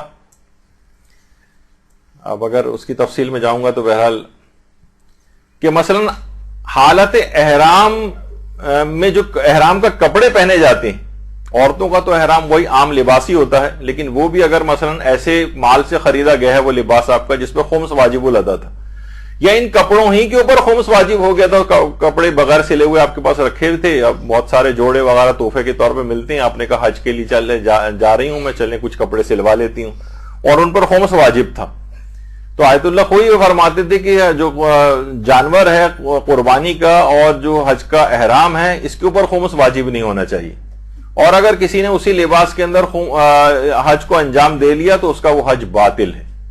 ابھی میں ان کا صرف مسئلہ بتا رہا ہوں تو اب بعد میں لوگ بڑے پریشان ہوئے کہ ہم نے تو اس طرح سے پیسے سال سے جمع کیے ہوئے تھے, اسی سے ہم نے احرام کا کپڑا بھی خریدا, اسی سے ہم نے مثلا پیمنٹ کی اس کی قربانی کے جانور کی حج پہ. آیت اللہ خوئی نے کہا اس کا کوئی حل نہیں ہے سوائے اس کے کہ اگلے سال آپ کو دوبارہ حج پہ جانا پڑے گا. تو آپ نے دیکھا کہ فقط 1 سیکنڈ کا مسئلہ صرف اگر کسی سے کر کے پوچھ لیتے تو کچھ بچت ہو سکتی تھی اس کے اندر, لیکن مسئلہ نہیں اگر پتا تھا اور اس کے اندر آپ ہی کا قصور ہوتا ہے بعض اوقات, جو کہ موجودہ حالات جو شہری زندگی کے اندر لوگ رہ رہے ہیں کہ چیزیں پوچھ لینی چاہیے, ہمیشہ فائدے مند رہے گا آپ کے لیے. تو اس نے کہا کہ بلکہ اس شخص نے کہا کہ میں ڈبل خمس اب نکال دیتا ہوں, چلیں اس وقت میں نے نہیں نکالا تھا نا, میں اس سے دگنا خمس اب نکال دیتا ہوں. کہا کوئی حل اس کا نہیں ہے, چاہے ڈبل نکال دو, ٹرپل خمس نکال دو, وہ جو حج تم نے اس بغیر خمس نکلے ہوئے احرام سے اور قربانی کا جو جانور جس پر مال پہ خمس واجب تھا اس سے تم نے خریدا تھا, تو اب کوئی حل نہیں کہ تمہیں دوبارہ حج پہ جانا پڑے گا ڈبل ٹرپل خمس نکالنے کے باوجود. تو آپ نے دیکھا کہ بہت سارے دیکھیے مسئلے ایسے ہیں, جیسے خود آیت اللہ سیستانی کی بھی چلے مسئلے کی مثال دے دوں. وہ فرماتے ہیں کہ اگر کسی کے اوپر قرضہ موجود ہے, مثلا کار لون لیا ہوا ہے, کسی اور طرح کا کوئی قرض ہے, تو یہ شخص جب تک اس قرض کو اتار نہیں دیتا تب تک جو بھی حج یہ کرے گا اس کا حج واجب حج شمار نہیں ہوگا. حج کر کے بھی آ گیا تو مستحب حج بن جائے گا, اب اگلے سال دوبارہ پیسے آئے یا کچھ استطاعت اس کی ہوئی تو اس کو دوبارہ حج پہ جانا پڑے گا, واجب حج اس کا ادا نہیں ہوگا. اب اس کے باوجود بھی کوئی حج پہ جانا چاہے اور اس کے اوپر اس کے ذمے کچھ نہ کچھ ادھر ادھر سے قرضہ موجود ہو, تو اس کا ایک حل بھی ہے. وہ بھی کیونکہ ہم حج کی کلاس تو نہیں لے رہے ہیں, صرف ایک اشارہ کر رہا ہوں کہ معمولی سے تھوڑے سے مسئلوں کو جان کے اگر اقدام کیا جائے تو ہمیشہ آپ کے حق میں فائدہ مند ہوگا. جب بھی ہم اس پہ تفصیل سے اس موضوع پہ لے رہیں گے مجتہد کا فتویٰ کیسے حاصل کیا جائے, کیونکہ صحیح طور پر فتویٰ حاصل کرنے کے جو طریقے ہیں وہ آپ کی خدمت میں بیان ہو جائیں تاکہ آئندہ زندگی میں کوئی مسئلہ پیش نہ آئے. چوتھی چیز یہ ہے, دیکھیے مجتہد کے منہ سے سننا, نمبر 2 دو عادل افراد گواہی دے دیں یا ایک عادل یا قابل بھروسہ بھی بتا دیں, اور نمبر 4 ہے مجتہد کے رسالہ عملیہ میں دیکھنا. رسالہ عملیہ کیا چیز ہے؟ دیکھیے رسالہ عملیہ کہتے ہیں وہ کتاب جو کہ مجتہد اپنے مقلدین کے عمل کے لیے لکھتا ہے. مجتہد فقط ایک کتاب تو نہیں لکھتا توضیح المسائل وغیرہ, اس کے بہت ساری کتابیں ابھی آپ کے سامنے میں مثالیں اس کی پیش کروں گا. مختلف موضوعات پر علمی کتابیں بھی لکھتا ہے, رجال پہ بھی لکھتا ہے, تفسیر پہ بھی لکھتا ہے, اخلاق پہ بھی لکھتا ہے, اور بے شمار موضوعات کے اوپر لکھتا ہے, تاریخ پہ بھی لکھتا ہے مجتہد کتابیں. رسالہ عملیہ اس کو کہتے ہیں جو وہ اپنے مقلدین کے عمل کے لیے لکھتا ہے, اسے کہتے ہیں رسالہ عملیہ. جیسے توضیح المسائل. توضیح المسائل البتہ پرانا ایڈیشن ہے اور کچھ اس میں غلطیاں بھی تھیں, اس کے بعد جو نئے لیٹسٹ ایڈیشن آئے ہیں ان کی طرف آپ اس کی تصویر پہ نہیں جائے گا کہ یہ والی کوئی خرید کے لے آئے, بلکہ لیٹسٹ ایڈیشن جو ہیں اس کو دیکھیے گا. اچھا, اسی طرح سے ایک توضیح المسائل جامع کے عنوان سے بھی ہے, اس میں کچھ مزید مسائل کا اضافہ بھی ہے. یہ آیت اللہ سیستانی کی جو فارسی سائٹ ہے اس کے کچھ اجزاء کا اردو ترجمہ بھی ہوا ہے, لیکن یہ بھی مکمل طور پر ترجمہ نہیں ہے اور یہ اس لحاظ سے اتنی مکمل بھی نہیں ہے. توضیح المسائل جامع آہستہ آہستہ اس کے ابواب میں اضافہ ہو رہا ہے. دیکھیے اچھا, اب یہ جو توضیح المسائل ہے یہ بعض اوقات بہت سارے مجتہدین کی ایک کمبائنڈ ٹائپ کی توضیح المسائل بھی اردو میں تو اب تک موجود نہیں ہے, لیکن فارسی میں 10 مجتہدین کی ایک ساتھ, تو کوئی ایک مثلا توضیح المسائل جیسا امام خمینی کی توضیح المسائل ہے تو ان کی اصل توضیح المسائل ہوتی ہے اور یعنی اصل کتاب اس کو قرار دیا جاتا ہے, اور اس کے بعد جس مجتہد کا جو اختلاف ہوتا ہے وہ نیچے اختلافی نوٹ اپنا لکھ دیتا ہے. تو اس طرح سے مجتہدین کے تقریباً 8 مجتہدین, 10 مجتہدین, 5 مجتہدین, ان کی توضیح المسائل اس طرح سے بھی آ جاتی ہے تاکہ ان سب کے فتوے ایک ہی جگہ پہ آپ کو مل جائیں, سارے لوگ اسی کو اٹھا کے دیکھ لیں, اچھا یہاں پر ہمارے مجتہد کا یہ اختلاف ہے. تو یہ بھی توضیح المسائل ہے اس طرح سے جس میں حاشیے ہوتے ہیں. اچھا, اب کچھ تو کتابیں مجتہد جیسے آیت اللہ سیستانی کی کچھ کتابیں ہیں، کچھ تقریرات ہیں. اچھا، کچھ ہوتی ہیں استدلالی کتابیں. اب آپ دیکھیں کہ یہ تقریباً یہ ان کی آفیشیل سائٹ کے اوپر آیت اللہ سیستانی کی تقریباً یہ کتنی کتابیں بنی، تقریباً 37 کتابیں ہیں. اچھا، اب اس کے اندر کچھ ان کی اپنی ذاتی لکھی ہوئی ہیں، کچھ ان کے شاگردوں نے ان کی تقاریر کو جمع کیا ہے. یعنی آیت اللہ سیستانی جو درس وغیرہ دیتے ہیں ان کے، اور وہ شاگرد بھی خود مجتہد ہوتے ہیں یا قریب الاجتہاد ہوتے ہیں، وہ بھی اوتھینٹک بات ہوتی. لیکن اگر کوئی کہے کہ ان کتابوں کو اگر کوئی پڑھنے لگے تو استدلالی جو کتابیں ہیں مجتہدین کی، وہ آپ کے عمل کے لیے نہیں ہے. اس کے اندر اگر کوئی مسئلہ لکھا ہوا بھی نظر آ جائے آپ اس پر عمل نہیں کر سکتی. یہ بات یہ بہت اہم ہے. یہ بات یہ اکثر لوگوں کو بعض صاحبان علم بھی اس دھوکے کے اندر پڑ جاتے ہیں. بعض اوقات نظر آتا ہے کہ یہ استدلالی کتاب کو پڑھ کر جو ہے وہ اس کا جواب دے رہے ہیں. ابھی میں اس کی، کیونکہ دیکھیے مجتہد کی فقط یہ تو نہیں، میں نے کہا وہ اخلاق پہ بھی کتابیں لکھتا ہے، فقہ پہ بھی لکھتا ہے، تفسیر کے اوپر بھی لکھتا ہے، علم اصول فقہ کے اوپر بھی لکھتا ہے. اس کے اندر بہت سی بحثوں کو اٹھاتا ہے، بحثوں کے مختلف نظریات کو بیان کرتا ہے. آپ نے کہا دیکھیں یہ ہمارا آیت اللہ سیستانی تو یہ فرما رہے ہیں اور اتنا زور دے کے فرما رہے ہیں، تو پتہ چلا کہ ان کا وہ مسئلہ عمل کے لیے نہیں ہے. یہ بڑی دقیق بات ہے، وہ عمل کے لیے نہیں ہوتا، وہ بحث کے اندر کوئی مسئلہ انہوں نے اس طرح سے اٹھایا ہوتا ہے. اور بعض اوقات اس کی حمایت میں مجتہد دلائل بھی دے رہا ہوتا ہے، تب بھی اس کی اس بات پر عمل نہیں کر سکتے. ابھی میں اس کی مثالیں بھی دوں گا. اسی طریقے سے مثلا امام خمینی کی جیسے چہل حدیث ہے، اردو ترجمہ بھی اس کا ہو چکا ہے، اس میں مختلف گناہوں کی بات ہو رہی ہے. اب مثلا آیت اللہ خمینی، اس کے اندر امام خمینی مثلا یہ والا نظریہ بیان کر رہے ہیں اور بہت مذمت کر رہے ہیں عجب کی. دیکھیے ایک ہوتا ہے عجب اور ایک ہوتا ہے تکبر. تکبر کہتے ہیں ایسا غرور کہ جو اعضاء و جوارح سے بھی ظاہر ہو، دل کے اندر بھی ہو اور اتنا زیادہ ہو گیا ہو کہ وہ اعضاء و جوارح سے ظاہر ہو رہا ہو. عجب کے اندر یہ ہوتا ہے کہ انسان اپنی عبادت کے اوپر فخر محسوس کرے لیکن دوسرے کو کوئی حقیر نہیں سمجھ رہا ہے، خود ہی بخود اپنی عبادت پہ فخر کر رہا ہے، اس کو عجب کہتے ہیں. اب امام خمینی نے عجب کی اتنی مذمت لکھی، آپ لوگوں کو بتا رہی ہیں کہ بھائی عجب کرنا حرام ہے. دیکھیے امام خمینی نے اتنی مذمت کی اس کی. نہیں، یہ کتاب عمل کے لیے نہیں ہے. چہل حدیث یعنی اخلاقیات کے اعتبار سے اپنے آپ کو، یہ فقہی مسائل کی کتاب نہیں. اگر امام خمینی سے آپ پوچھیں گے فقہی طور پر آپ بتائیں کہ عجب کرنا حرام ہے، وہ کہیں گے نہیں حرام نہیں. وہ کہیں گے پھر آپ نے اپنی اس کے اندر اخلاقیات کے اندر جو کتاب ہے اس کے اندر تو آپ نے بڑی مذمت کی اس کی. وہ کہیں گے مذمت کرنا ایک الگ چیز ہوتی ہے لیکن فقہی اعتبار سے حرام قرار دینا ایک الگ چیز ہے. بہرحال عجب ایک اخلاقی برائی تو ہے لیکن یہ حرام تک نہیں پہنچتی. اس سے اپنے آپ کو پیچھا چھوڑانا ہے، بچانا ہے. جیسے ڈاکٹر حضرات مثلا کہیں گے دیکھیے آپ کے لیے چربی کھانا، چکنائی کھانا، نمک کھانا اور فلاں چیز کھانا یا گوشت زیادہ کھانا ہے آپ کے لیے نقصان دہ. ایک نصیحت کر رہا ہوتا ہے کہ آگے چل کے نقصان پہنچے گا، لیکن آپ کہیں نہیں حرام قرار دیا جا رہا ہے. تو یہ بعض اوقات اس طرح سے مسئلہ نہیں ہوتا. تو اکثر لوگ ان کی اس طرح کی کتابیں پڑھ کے اس کو فقہی مسئلہ بیان اس کو فقہی مسئلہ سمجھنے لگتے ہیں. تو مجتہد کے فتاوے کیسے حاصل کیے جائیں؟ تو آپ کو فتویٰ استدلالی کتاب میں اس کی اخلاقیات پر موضوع پر جو کتاب ہے اس کے لحاظ سے آپ کو نہیں لینا ہے، وہ اس کی رسالہ عملیہ ہی کو لینا ہے. اچھا، اب اسی طرح سے مثلا مجتہد اپنی کتاب میں جیسے امام خمینی نے بھی توحید کے اعلیٰ منازل بیان کیے ہیں اور شرک کی گفتگو کہیں پر کی ہے. مثلا کسی بھی جگہ یہاں تک گفتگو ہو رہی کہ جناب وَمِنَ الشِّرْكِ أَن يَقُولَ الرَّجُلُ لَوْلَا فُلَانٌ لَّهَلَكْتُ لَوْلَا فُلَانٌ لَّأَصَبْتُ كَذَا وَكَذَا لَوْلَا فُلَانٌ لَّضَاعَ أَهْلِي وَمَالِي. مثلا حدیث اس کے اندر آ رہی ہے کہ شرک کے اندر یہ چیز بھی شامل ہے کہ کوئی شخص یہ کہے لَوْلَا فُلَانٌ لَّهَلَكْتُ، ارے وہ شخص اگر نہ ہوتا تو میں تو بالکل مارا جاتا، اس نے مجھے آ کر بچا لیا. اب آپ کہیں گے یہ تو ہم عام طور پر زندگی میں کہتے ہیں اور روایت کے اندر امام بھی فرما رہے ہیں کہ شرک میں یہ بھی شامل ہے. لولا فلان اللہ سب تو قضا و قضا، اگر وہ شخص نہ ہوتا تو مجھ پر وہ مصیبت نازل ہو جاتی، وہ مصیبت نازل ہو جاتی. اب یہ اخلاقیات کی کتاب ہے، اس سے آپ کہیں گے یہ شخص شرک کیا ہے کیونکہ امام فرما رہے ہیں شرک کیا ہے. امام خمینی نے اپنی کتاب میں لکھا ہے کہ یہ چیز بھی شرک میں شامل ہے، تو اس کا مطلب شخص مشرک ہے.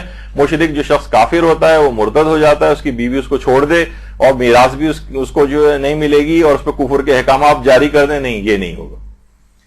یہ عمل کے لیے کتاب نہیں، فقہی احکام کے عمل کے لیے. یہ اخلاقیات کے اعتبار سے کہ اپنے آپ کو ان چیزوں کے اندر آپ کو بچانا چاہیے اپنے آپ کو. تو یہ فقہی مسئلے کی کتاب نہیں ہے. مجتہد کا فتویٰ کہاں سے حاصل کریں؟ یہ اس کی اخلاقیات کی کتاب سے حاصل نہیں کر سکتے, یہ اس کی درس خارج سے حاصل نہیں کر سکتے, رسالہ عملیہ سے حاصل کرنا پڑے گا. مثلا غیبت کے موضوع پر جتنی آپ کریں, آپ اس کی تفصیل میں جائیں گے, آپ کو لگے گا کہ ایک لفظ بھی کسی کے خلاف منہ سے نہیں نکال سکا. آپ نے کہا بس غیبت مطلقاً حرام ہے, جبکہ کتنے ہی موارد ایسے ہیں کہ جس کے اندر جب رسالہ عملیہ آپ دیکھیں گے تو اس میں کہا جاتا ہے کہ جناب یہ 6 7 8 یا اس سے کچھ زیادہ موارد بھی بعض اوقات ہو سکتے ہیں جہاں غیبت کرنے کی اجازت ہے. آپ نے تو صرف ان کی کتاب پڑھی اخلاقیات پر مبنی, اس میں انہوں نے ہر شخص کی حتیٰ کہ مثلا جب آپ ان کی فقہی کتاب اٹھا کے دیکھیں گے اس میں لکھا ہوگا کہ مثلا کافر کی غیبت جائز ہے. ممکن ہے کہ آپ کا مجتہد یہ کہے کہ غیر مومن کی بھی جائز ہے مثلا. تو لیکن کیا ہے کہ وہ جب ان کی اخلاقیات کی کتابیں پڑھیں گی آپ تو وہ کہے گا نہیں کسی کی بھی خلاف زبان استعمال نہ کرو. تو آپ کہیں گے کہ اس کا مطلب کسی کے خلاف, حتیٰ کہ مثلا جو ہے وہ امریکی صدر کے خلاف بھی کچھ کہنا جو یہ بھی غیبت میں ہو جائے گا, اور داعش کے خلاف کہنا بھی غیبت میں ہو جائے گا. نہیں. تو اب یہ چیزیں ایسی ہیں کہ لوگ, یہ فقہی مسائل کی کتابیں نہیں ہیں, یہ رسالہ عملیہ نہیں ہیں, یہ اخلاقیات کی کتابیں. اچھا, اسی طریقے سے مثلا آیت اللہ خوئی, ساتھ میں ان کے آیت اللہ سیستانی بیٹھے ہوئے جب آیت اللہ خوئی حیات تھے, تو ان کی جو تقاریر ہیں ان کے شاگردوں نے جمع کی ہیں, اس میں بہت سے اہل علم افراد ہیں. مثلا جو ہے وہ تنقیف شرح عروۃ الوثقی یہ آیت اللہ خوئی کے جو استدلال درس خارج جو دیتے تھے, یہ تمام بحثیں جیسے کہا جاتا ہے کہ آیت اللہ شیخ اسحاق فیاض, یہ آیت اللہ خوئی کے جتنے بھی درس خارج ہوتے تھے اسے صرف بیٹھ کر سنتے تھے, صرف جیسے ابھی آپ سن رہی ہیں, اور اس کے بعد اپنے گھر آ کر حرف بہ حرف پورے کا پورا درس خارج جو ہے وہ لکھ کے آیت اللہ خوئی کو چیک کراتے تھے. وہ بھی حیران ہو جاتے تھے کہ ایک لفظ کی سر منہ غلطی نہیں ہوتی تھی. اللہم صلی علی محمد وعلی محمد.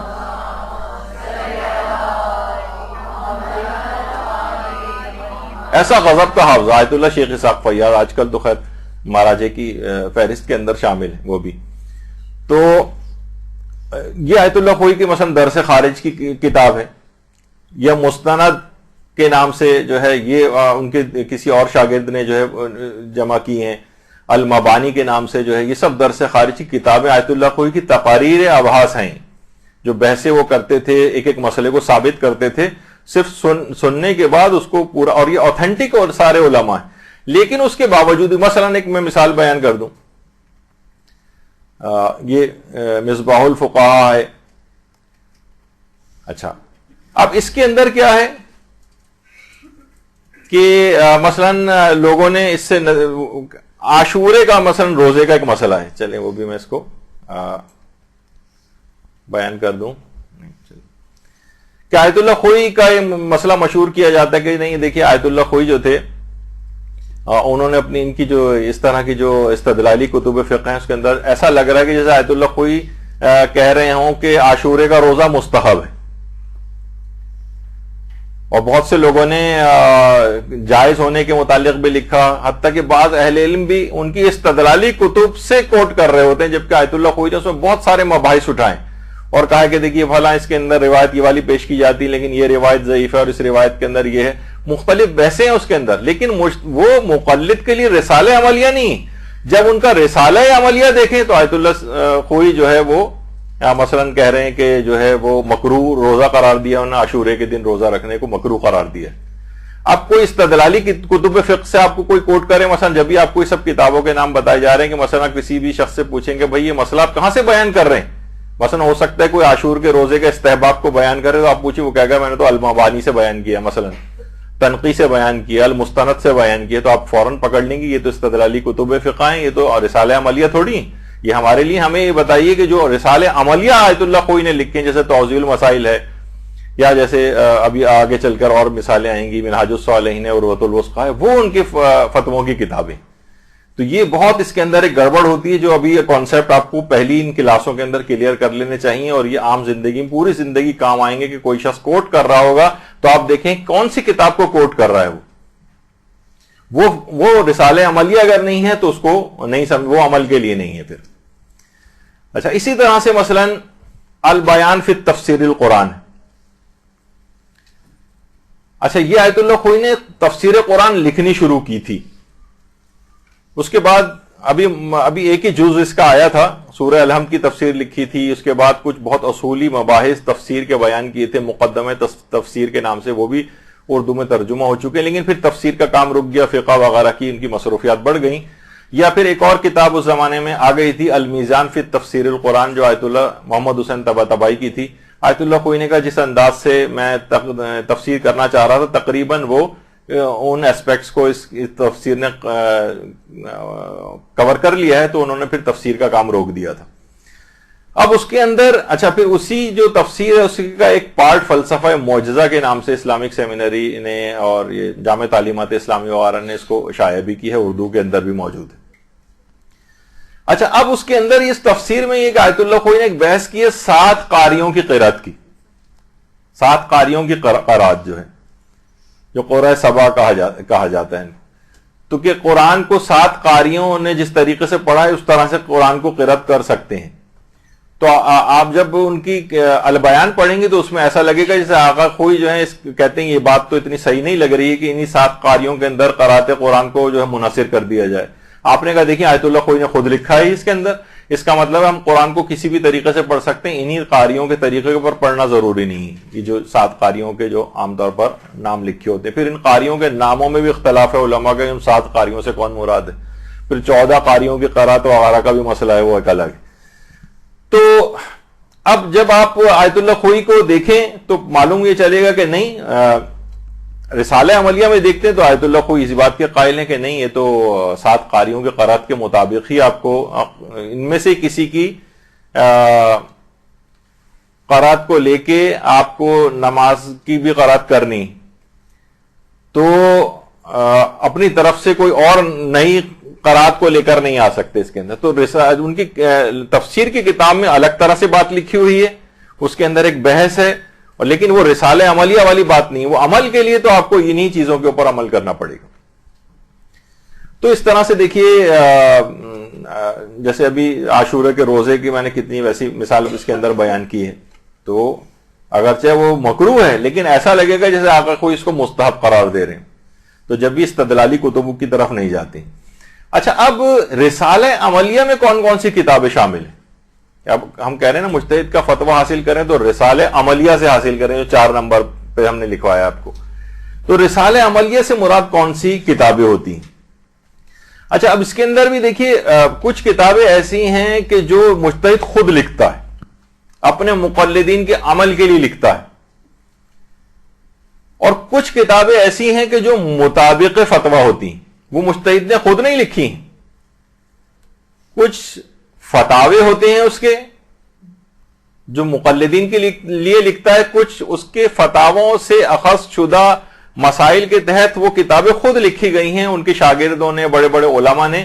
وہ بھی آیت اللہ سیستانی کے یا مثلا آیت اللہ خوئی کے یا کسی اور مرجع کے فتوے کے مطابق ہیں, لیکن وہ مطابق فتویٰ ہونا الگ چیز ہے, اور ان کی خود فتوے کی کتاب مجتہد کی ذاتی لکھا ہوا ہونا یہ الگ چیز ہے.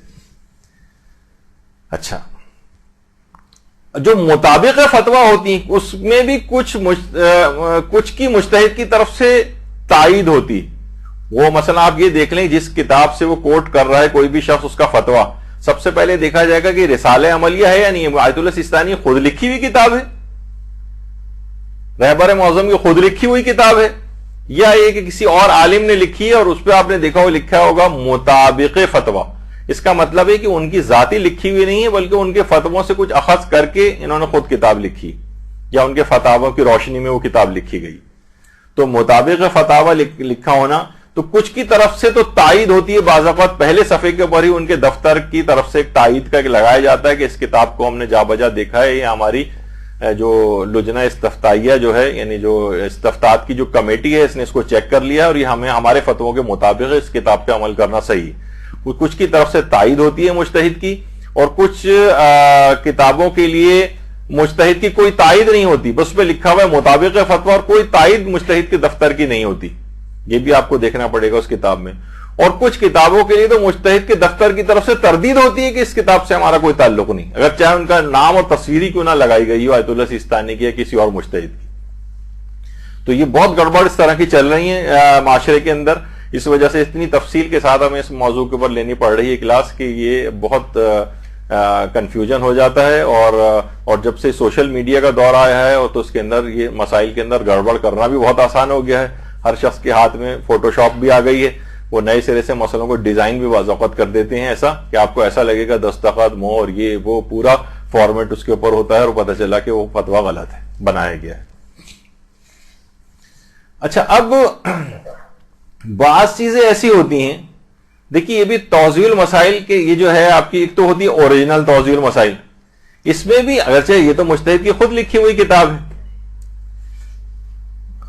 لیکن آپ یہ اس میں بھی دیکھ رہی ہیں کیونکہ اردو ترجمہ اس پہ لکھا ہوا ہے مطابق فتاوی، مطابق فتاوی، کیونکہ دیکھیے ترجمہ جو ہے نا، کیونکہ اردو میں تو آیت اللہ سیستانی نے کوئی توضیح المسائل نہیں لکھی نا، یہ ترجمہ ہے اس کا۔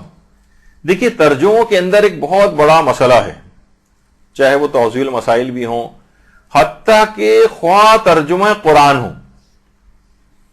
ترجمہ قرآن میں آپ کو بتا دوں کہ قرآن کا بھی اگر کوئی شخص ترجمہ کر، لوگ بہت پوچھتے ہیں کہ ہمیں عربی پڑھنی نہیں آتی، تو کیا اگر ہم ترجمہ قرآن پڑھ لیں تو کیا تلاوت کا ثواب ملے گا؟ جواب ہے جی نہیں، تلاوت کا ثواب نہیں ملے گا، ترجمہ قرآن پڑھنے کا ثواب ملے گا۔ بلکہ آیت اللہ حافظ بشیر نجفی کا تو فتویٰ ہے کہ اگر کوئی ترجمہ قرآن کو قرآن کہے تو یہ گناہ بھی ہے، یعنی ان کا جو نظریہ، لیکن عام طور پر بہرحال لوگ اس طور پر نہیں کہتے ہیں، وہ کہتے ہیں قرآن عربی زبان میں جو قرآن کے اصل حروف اور الفاظ ہیں وہی قرآن ہے، بس اسی کی تلاوت قرآن سمجھی جائے گی، اگر آپ ترجمہ پڑھ رہے ہیں تو اس کا ثواب الگ ہے۔ دیکھیے ہر چیز کا ثواب الگ ہے، یعنی تلاوت قرآن کا جو عربی میں ہے اس کا وہ اصل تلاوت ہے، ترجمہ اگر پڑھیں تو ترجمہ قرآن پڑھنے کا ثواب ملے گا، اس کو سمجھ کے پڑھنے کا ثواب الگ ہے، اس پر عمل کریں عمل کرنے کا ثواب الگ ہے، آنکھوں سے دیکھ کر پڑھ رہے ہیں اس کا ثواب الگ ہے، اور زبانی اگر پڑھ رہے ہیں اس کا ثواب الگ ہے، دل میں تلاوت کر رہے ہیں اس کا ثواب الگ ہے، ان سب کے ثواب الگ الگ ہے۔ تو یہ اس کے اندر ہے کہ اصلاً دیکھا جائے تو جتنے بھی تراجم ہیں یہ اصل قرآن نہیں، یہ آپ ترجمہ قرآن پڑھ رہی ہیں۔ اسی طریقے سے جو فتاوی کی کتابیں بھی ہیں وہ اگر ان کے تراجم ہیں تو ان کو اصل کتاب قرار نہیں دیا جائے گا، بلکہ کہا جائے گا یہ ترجمہ ہے ان کی کتاب کا۔ اور اصلاً تو دیکھا جائے تو علماء یہی کہتے ہیں کہ اصلاً قرآن کا ترجمہ کرنا پاسبل بھی نہیں، لیکن بہرحال کسی نہ کسی حد تک تو ہمیں قرآن کو سمجھنا ہے، اس وجہ سے علماء نے تراجم کی ہیں اس کے۔ جب یہ آپ دیکھتے ہیں کہ ایک ہی ترجمہ کتنے الگ الگ انداز سے ہوئے ہیں، اگر یہ وہی قرآن ہے تو اتنے الگ الگ ترجمے کیوں ہیں اس کے؟ اس وجہ سے کہ اس کو بے ہی اس عربی زبان کو مقصود پروردگار جو اس حرف کے اندر ہے، اس آیت کے اندر ہے، وہ شخص اپنی زبان میں اس کو ریفلیکٹ کر سکا ہے نہیں کر سکا، خود ایک بہت بڑا مسئلہ ہے، جب یہ تراجم کے اندر بڑی گڑبڑیں۔ تو بہرحال یہ ایک اس کے اندر ایک مسئلہ ہے، تو توضیح المسائل کے اندر بھی یہی والا مسئلہ ہے۔ توضیح المسائل کے جو نئے ایڈیشنز ہیں اس کے اندر تو اغلاط بہت زیادہ دور ہوئی ہیں، لیکن جو پرانی توضیح المسائل اکثر بہت پرانے ایڈیشن بھی لوگ اصل میں باقی چیزیں تو ان کو روزانہ اپڈیٹ چاہیے ہوتی ہیں، رسالے سارے ہر مہینے کے نئے چاہیے، اخبارات روز کا روز بالکل تازہ چاہیے، لیکن وہ بوسیدہ پھٹی ہوئی توضیح المسائل آیت اللہ محسن الحکیم کے دور کی وہی ابھی تک چلی آ رہی ہے۔ قرآن کے متعلق یہ قرآن تو خیر ہمارے یہاں بالکل نیا رہتا ہے، وہ جو کہ مشہور بھی ہے نا کہ دادی اماں ایک دفعہ چھپا کے رکھ رہی تھیں کچھ پیسے وغیرہ قرآن کے اندر، تو کسی نے دیکھ لیا، کرے اس کے اندر آپ پیسے چھپا رہی ہیں؟ کہا کہ ہاں بیٹا مجھے پتہ ہے اس کو تم کبھی کھول کے نہیں دیکھو گے، اس وجہ سے میں قرآن کے اندر پیسے چھپاتی ہوں۔ تو وہ عموماً ہمارے قرآن وغیرہ بالکل نیا رکھا ہوتا ہے کیونکہ اسے وہ پڑھتا ہی نہیں ہے۔ تو توضیح المسائل بھی دادا حضور کے زمانے کی گھروں کے اندر رکھی ہوئی ہیں، تو نئے نئے ایڈیشنز جو ہیں وہ آپ اس میں لیا کریں، اس میں نئے مسائل کا اضافہ بھی ہوتا ہے، کچھ کریکشنز بھی ہوتی ہیں۔ اچھا، اسی طرح سے مثلا توضیح المسائل جامع ہے، اس کے اندر کچھ نئے مسائل کا بھی اضافہ ہوا ہے۔ یہ آیت اللہ سیستانی کی جو فارسی سائٹ ہے اس کے اوپر توضیح المسائل جامع کے نام سے بھی موجود ہے۔ اچھا، البتہ جو آیت اللہ سیستانی کی جو آفیشل سائٹ ہے، اس آفیشل سائٹ پہ جو اردو توضیح المسائل اس سائٹ پہ پڑی ہوئی، اس میں بعض جگہوں پر کافی غلطیاں ہیں۔ اگرچہ آپ کہیں گے بھائی آیت اللہ سیستانی کی سائٹ کے اوپر ہی ہے، بہت ساری ایسی چیزیں کہ جو نا اپڈیٹ بھی نہیں ہوئی، سالہ سال سے اس کے اوپر پڑی ہوئی ہیں، اب وہی ان کے انتظامی دفتر کے معاملات ہیں کہ اب تک انہوں نے کیوں اس کو نہیں کیا. بہت سے فتاوے ان کی کتابوں کے اندر تبدیل ہو گئے ہیں، منہاج کے نئے ایڈیشنز آ گئے ہیں جو ان کی کتابوں کے ہیں، اس کے اندر کچھ مسائل نکال دیے ہیں، کچھ مسائل تبدیل ہو گئے ہیں. ان کے رسالہ عملیہ کے اندر بھی، توضیح مسائل وغیرہ کے اندر بھی. تو بعض اوقات ہم تو صرف وہ اس کے اندر جا کر پڑھ رہے ہیں، ایک مسئلے کو بیان کرنے میں ہم سے بھی ایک دفعہ غلطی ہوئی تھی. یہاں پر خمس کی کلاسیں ہوئی تھیں، خمس کے مسائل کی، تو اس میں یہ ان کی آفیشیل سائٹ کا ہی 1790 مسئلہ جو توضیح مسائل کا ہے، اس کو دیکھ کر ہی میں نے یہ مسئلہ بیان کر دیا تھا کہ مثلا اگر کوئی عورت بوڑھی ہو جاتی ہے اور اس کے زیورات جو اس نے استعمال کرنے کے بعد اب وہ دوبارہ ان زیورات کو استعمال نہیں کری، ظاہر 60 سال 70 سال 80 سال کی ہو گئی ہے، تو اس میں یہ لکھا، اس طرح سے مسئلہ لکھا ہو کہ احتیاط واجب ہے کہ اس کا خمس دے، اور یہی صورت زیورات کی ہے کہ جبکہ عورت کا انہیں بطور زینت استعمال کرنے کا زمانہ گزر جائے. مجھ سے غلطی ہوئی کہ میں نے ڈائریکٹ اس سائٹ کو پڑھ کر اور جواب دے دیا، میں اس کی کریکشن کر رہا ہوں، جبکہ آیت اللہ سیستانی کا یہ مسئلہ نہیں ہے. جو زیورات عورت اپنی جوانی کے زمانے میں استعمال کر لے اور بعد میں اس کا استعمال کرنا بند کر دے، تب بھی ان کے اوپر خمس نہیں دینا ہے. لیکن اس سے یہ لگ رہا ہے کہ زیورات کا بطور زینت اس کا استعمال کرنے کا زمانہ گزر جائے تب بھی اس کو خمس دینا ہے. تو بہت سارے اس طرح کی مسائل جو ہے وہ ہیں. آسان مسائل کے نام سے ان کی ایک کتاب ہے، اس کے اندر مثلا ایک جگہ پر اردو ترجمے کے اندر یہ لکھا ہوا ہے کہ عورت کے لیے پاؤں کا چھپانا واجب نہیں ہے، جبکہ آیت اللہ سیستانی کے نزدیک عورت کے لیے پاؤں کا چھپانا نامحرم سے واجب ہے. نامحرم کے سامنے عورت کے لیے پاؤں کا چھپانا جو ہے واجب ہے، لیکن اس کے اندر نہیں لکھا. تو اس طرح کی بہت ساری چیزیں ہیں. تو اچھا، بعض اوقات آپ جو سوالات پوچھتی ہیں، ظاہر ہے آپ ان کی سائٹ پہ جاتی ہیں، اردو میں سوال پوچھ رہی ہیں، انگریزی میں سوال پوچھ رہی ہیں. تو اتنا میں اور بتا دوں کہ خود آیت اللہ سیستانی کا آفس وہ عام طور پر اردو اور انگریزی جو سائٹ ہے ان کی، اس کو اون نہیں کرتا. اگرچہ سائٹ پڑی ہوئی ہے، دیکھیں جیسے یہ آپ کے سامنے یہ ان کا پیج کھلتا ہے تو نیچے ہی لکھا ہوا رہا ہوتا ہے عربی، فارسی، اردو، انگریزی اور مختلف زبانیں لکھی ہے عربی سے، کلک کریں آپ کہیں وہ ان کی آفیشیل سائٹ ہے. اب یہ مقصد کہنے کا نہیں کہ سارے مسئلے اس میں غلط ہیں، نہیں، کچھ مسئلوں کے اندر غلطیاں ہیں اور بعض اوقات وہاں سے جو جوابات آتی ہیں اس کے اندر بھی غلطیاں ہوتی ہیں. تو وہ کہتے ہیں ہم عربی فارسی کو تو اون کرتے ہیں ہم لوگ، ہاں کہ یہ ہم اس کی ذمہ داری قبول کرتے ہیں، لیکن اردو اور انگریزی جو سائٹ ہے یا اردو اور انگریزی میں جو جوابات وہاں سے آتے ہیں اس کا بہت زیادہ ذمہ داری ان کا آفس قبول نہیں کرتا ہے. کیونکہ وہاں ظاہر ہے جو عام طور پر جو سوال آپ جاتا ہے اردو میں، وہ پھر اس کو فارسی میں اس کا ترجمہ کرتے ہیں، پھر وہ ان علماء کے پاس جاتا ہے جو جوابات دیتے ہیں، پھر وہ اس کو فارسی یا عربی میں جواب لکھتے ہیں، پھر وہ ترجمہ کرنے والا انہیں اردو اور انگریزی کے اندر ٹرانسلیٹ کرتا ہے، پھر آپ کو لکھ کر روانہ کیا جاتا ہے. تو بعض اوقات ان سے بھی غلطی ہو جاتی ہے ترجمہ کرنے والے سے، یا وہ جو لکھنا چاہ رہے تھے اس طرح کا ترجمہ نہیں ہے. ایک حرف کی غلطی سے بہت زیادہ جملوں کے اوپر فرق پڑ جاتا ہے عربی فتاوے اور فارسی فتاووں کا اگر ترجمہ کریں. تو اس لحاظ سے ایک دماغ میں رہے کہ بالکل آپ پکڑ کے ہی نہ بیٹھے رہ جائیں، بعض اوقات غلطیاں بھی ہو سکتی ہیں. یہ نہیں کہہ رہے کہ ساری وہاں سے غلط آتے ہیں، کبھی اس طرح کا کوئی کانسیپٹ ہو جائے آپ کہیں گے نہیں بالکل ریجیکٹ، اردو انگریزی کوئی جواب نہیں تسلیم کیا جائے گا. نہیں، بعض اوقات غلطیاں ہو جاتی ہیں، تو ایک دم ریجڈ ہو کر نہیں بیٹھنا ہے، اس کی کریکشن کر کے یا دوبارہ آپ سوال آپ بنا کر بھیجیں تو بعض اوقات پھر جواب صحیح آتا ہے. خیر، اچھا، اب یہ دیکھیے کہ اچھا توضیح المسائل کی جو کتاب ہے نا، یہ اصلاً دیکھا جائے اس فارمیٹ پہ جو آپ لوگوں کے ہاتھ میں ہے توضیح المسائل، یہ سب سے پہلے آیت اللہ حسین بروجردی نے اس فارمیٹ پہ لکھی ہے. توضیح المسائل کے نام سے اور علماء نے بھی پہلے کتابیں لکھ چکے ہیں، لیکن وہ فارمیٹ جو آپ لوگوں کے پاس ہے، یہ مجتہدین کو اس کی ترتیب، اس کا سوال، اس کا جو انداز ہے لکھنے کا، اور یہ جس طریقے سے ایک فرینڈلی ایک کتاب ہے مقلدین کے لیے، یہ مجتہدین کو بہت پسند آئی. یہ اصلاً آیت اللہ حسین بروجردی نے اس کتاب کو لکھا تھا، اور اس کے بعد یہ کتاب مجتہدین کو بہت پسند آئی. تقریباً ہر مجتہدی اب توضیح المسائل لکھتا ہے اور اس پہ اپنا اختلافی نوٹ، جہاں اس مجتہد کا آیت اللہ حسین بروجردی سے اختلاف ہوتا ہے، وہاں اس مسئلے کو بدل دیتا ہے، باقی اس کا حساب کتاب ویسے ہی رکھا جاتا ہے۔ تو ایک تو ہو گئی یہ توضیح المسائل۔ اچھا، تو آیت اللہ حسین بروجردی نے سب سے پہلے توضیح المسائل، ایک اور بھی ان کی کتاب تھی انیس المقلدین کے نام سے، لیکن آیت اللہ بروجردی کی توضیح المسائل یہ اسی فارمیٹ پہ سارے مجتہدین نے بھی لکھی۔ تو جو رسالے عملیہ ان میں تو ایک چیز ہو گئی توضیح المسائل۔ اچھا، صرف توضیح المسائل نہیں ہے، جیسے کہ ابھی جب میں رسالہ عملیہ بیان کر رہا تھا تو اکثر طالبات کی آواز آئی توضیح المسائل، صرف ایک کتاب نہیں اور بھی۔ دوسری کون سی؟ دوسری کتاب آیت اللہ سید محمد کاظم طباطبائی، یزدی طباطبائی، آیت اللہ سید محمد کاظم یزدی کے نام سے مشہور ہے۔ ان کی کتاب انہوں نے لکھی تھی العروۃ الوثقی۔ العروۃ الوثقی یہ کتاب بہت ہی دقیق کتاب ہے، بہت باریک بینی سے کتاب لکھی گئی ہے، بہت مشکل کتاب ہے۔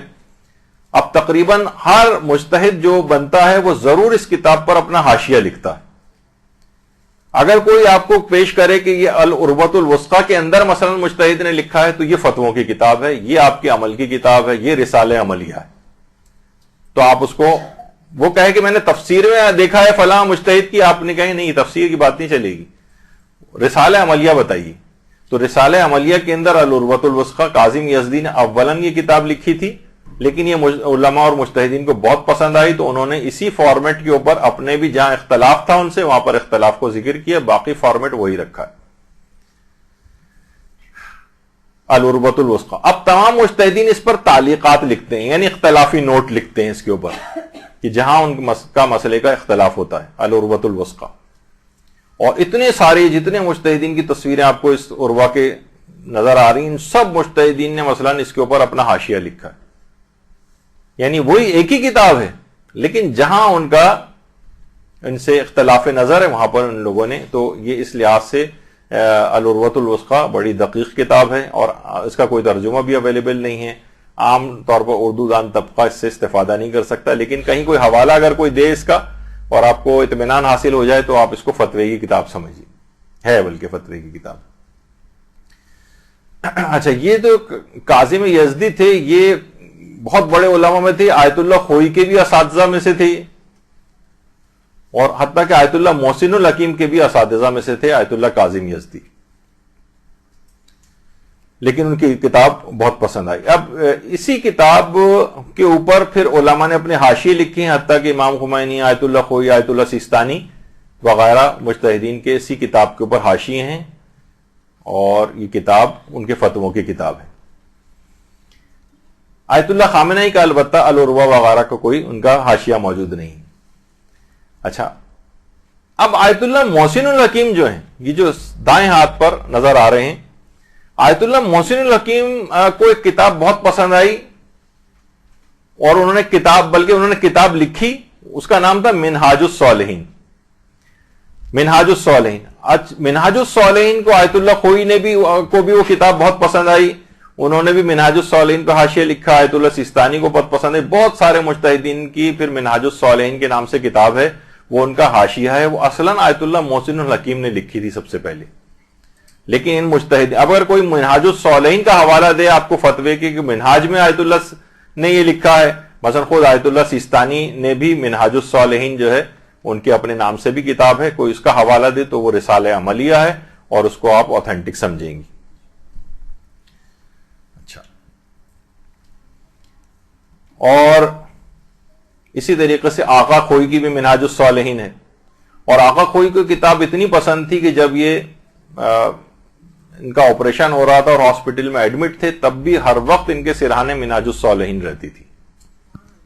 تو ایک ہمارے ایک لحاظ سے یہ بھی ہے کہ اتنا بڑا مرجع اور مجتہد بھی جو ہے وہ کتاب آپریشن ہوئے، ہمارے ہاں تو لوگ واجب نمازیں تک چھوڑ دیتے ہیں تو کتاب کہاں پڑھیں گے وہاں پر ہاسپٹل جا کر ایڈمٹ ہونے کے بعد، لیکن مجتہدین کا طریقہ ہے کہ وہ بہرحال اس طرح سے زندگی گزارتے ہیں، ایک آئیڈیل، تو اتنی زیادہ ان کو یہ پسند تھی۔ اچھا، اب امام خمینی جو تھے انہوں نے منہاج الصالحین پہ حاشیہ نہیں لکھا، ان کو ایک اور کتاب بہت پسند آئی اور وہ کتاب تھی پہلے میں وہ بتا دوں، وہ تھی الوسیلۃ النجات، آیت اللہ ابو الحسن اصفہانی کی کتاب. یہ آیت اللہ ابو الحسن اصفہانی، انہوں نے ایک کتاب لکھی تھی الوسیلۃ النجات کے نام سے. یہ آیت اللہ امام خمینی کو بہت پسند آئی یہ کتاب. انہوں نے کہا میں اس پر حاشیہ لکھوں گا، اور اس کتاب کا نام انہوں نے رکھا تحریر الوسیلہ. یہ اصلاً آیت اللہ ابو الحسن اصفہانی کی کتاب تھی، لیکن امام خمینی نے کچھ اس کے اندر تھوڑی تبدیلی کر کے کچھ اضافہ کیا، کچھ نئے ابواب کا، کچھ مسائل کو تبدیل کیا، لیکن اسی کے اوپر انہوں نے اس کا نام رکھا تحریر الوسیلہ، جو کہ الوسیلۃ النجات کتاب تھی. تاکہ میں اس وجہ سے سب بیان کر رہا ہوں تاکہ ایک دفعہ آپ کو یہ مسئلہ بھی حل ہو جائے کون سی کتابیں ہیں کون سی. یہ سب رسالے عملیہ ہیں. اب امام خمینی کے کوئی تحریر الوسیلہ کا حوالہ دے تو آپ سمجھ جائیں کہ یہ رسالہ عملیہ ہے جو اپنے مجتہدین اپنے مقلدین کے انہوں نے عمل کے لیے کتاب لکھی. اور اگر چاہے یہ تحریر الوسیلہ عربی میں ہے، فارسی میں بھی اس کا ترجمہ ہو چکا ہے، لیکن اس کا اردو ترجمہ بھی ہوا تھا لیکن وہ عام نہیں ہو سکا ہے. کچھ مخصوص افراد کے پاس ہے، لیکن وہ نہ جانے کیوں اس کو وہ بہرحال عام نہیں ہو سکا. تو تحریر الوسیلہ کا اردو ترجمہ بھی ہو چکا ہے، اور خود ایران ہی کے اندر اس کا ترجمہ کروایا گیا تھا، اور بہرحال وہ یہاں نہیں آیا. کیا وجوہات ہوئی اس کی؟ تو اس لحاظ سے یہ کتاب الوسیلۃ النجات تھی. آقا ابو الحسن اصفہانی کی 1945 میں آقا ابو الحسن اصفہانی کا انتقال ہوا تھا، لیکن امام خمینی نے اس طرح سے کتاب لکھی. اچھا، رہبر معظم کی اجوبۃ الاستفتاءات کے نام سے یا اجوبۃ الاستفتاءات کے نام سے ان کے فتاوے جمع کیے گئے ہیں، اور اس کے 2 والیوم ہیں. ان سے جو ان کے مقلدین استفادہ کر سکتے ہیں. جو اس کے اندر نہ ملے پھر ان کی سائٹ موجود ہے، وہاں سے جا کر ان سے پوچھ سکتے ہیں. اسی طریقے سے ان کی ماسک حج بھی جو ہے وہ موجود ہے. رہبر معظم کی جو مناسک حج الگ سے ان کے فتاوے کے اوپر مشتمل کتاب ہے. تو یہ بھی ایک لحاظ سے یہ رسالہ عملیہ شمار ہوگی ان کے لیے. اچھا، اب ایک اور آیت اللہ سیستانی کی کتاب ہے جو کہ آپ دیکھ رہی ہیں کہ ان کی تصویر بنی ہوئی ہے. اس کو ہم کہیں گے کہ یہ مطابق فتویٰ، یہ عبد الہادی السید محمد تقی الحکیم نے اس کو کمپائل کیا ہے اس کتاب کو. تو یہ جو کتاب ہے یہ ہے. اس کے علاوہ مثلاً البتہ وہ میں نے بتایا کہ اس کتاب کا جو اردو ترجمہ وغیرہ بہت سی کتابیں ایسی ہیں جو استفتاءات کی ان کے اردو ترجمے میں کچھ غلطیاں وغیرہ ہیں. اچھا، اسی طرح سے ایک حج و عمرے کے سلسلے میں بھی عبد الہادی الحکیمی کی کتاب ہے المیسر فی الحج والعمرہ. یہ حج و عمرے کے مسائل اس کے اندر ہیں. یہ بھی آیت اللہ سیستانی کے فتوے کے مطابق ہے کتاب. اگر کوئی اس کا بھی خیر اردو ترجمہ تو نہیں ہوا ہے. اسی طریقے سے الفقہ للمقتربین، یہ بھی عبد الہادی تقی الحکیم نے اس کتاب کو، یہ جو خاص طور پر مغربی دنیا کے اندر جو لوگ رہتے ہیں ان کے لیے کتاب لکھی گئی ہے. عربی میں تو الفقہ للمقتربین ہے، اور فقہ برائے غرب نشینہ کے نام سے فارسی میں اس کا ترجمہ ہوا ہے. اردو میں بھی اس کا ترجمہ ہو چکا ہے، اور code of practice of Muslims in the West کے نام سے انگریزی میں بھی اس کا ترجمہ اس کتاب کا ہو چکا ہے. یہ بھی بہت اچھی کتاب ہے، اردو کے اندر بھی اویلیبل ہے. یہ بھی آپ کو یہ مطابق فتویٰ ہے، لیکن یہ بھی ان کے ادارے کی طرف سے تائید یافتہ ہے. آیت اللہ سیستانی کے فتاوے کے اوپر مشتمل، اگرچہ کمپائل انہوں نے کی ہے تقی الحکیم نے. اس کے علاوہ ایک اور کتاب بھی ہے، اس کا بھی اگر کوئی حوالہ دے، المسائل المنتخبہ. اس کا اردو ترجمہ تو اویلیبل نہیں ہے، لیکن یہ بھی رسالہ عملیہ آیت اللہ سیستانی کا، یعنی اس میں بھی ان کے فتووں کی کتاب ہے. آقا خوئی نے بھی اس نام سے المسائل المنتخبہ آقا خوئی کی بھی ہے، اور آیت اللہ سیستانی کی بھی.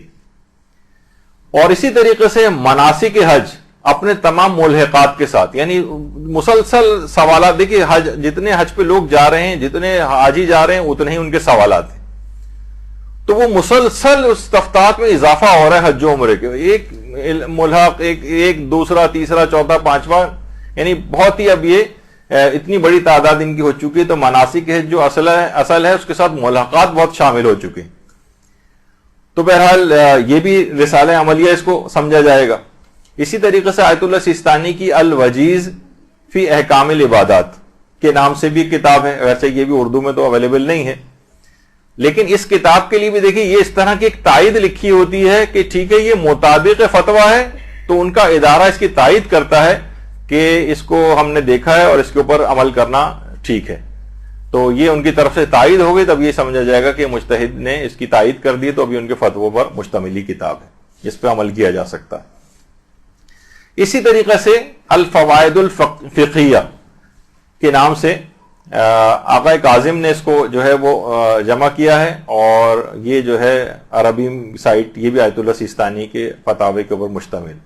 اچھا، اسی طریقے سے آقا خوئی کی بہت 3 والیوم کے اندر ہے صراط النجات کے نام سے، فی اجوبۃ الاستفتاءات، صراط النجات.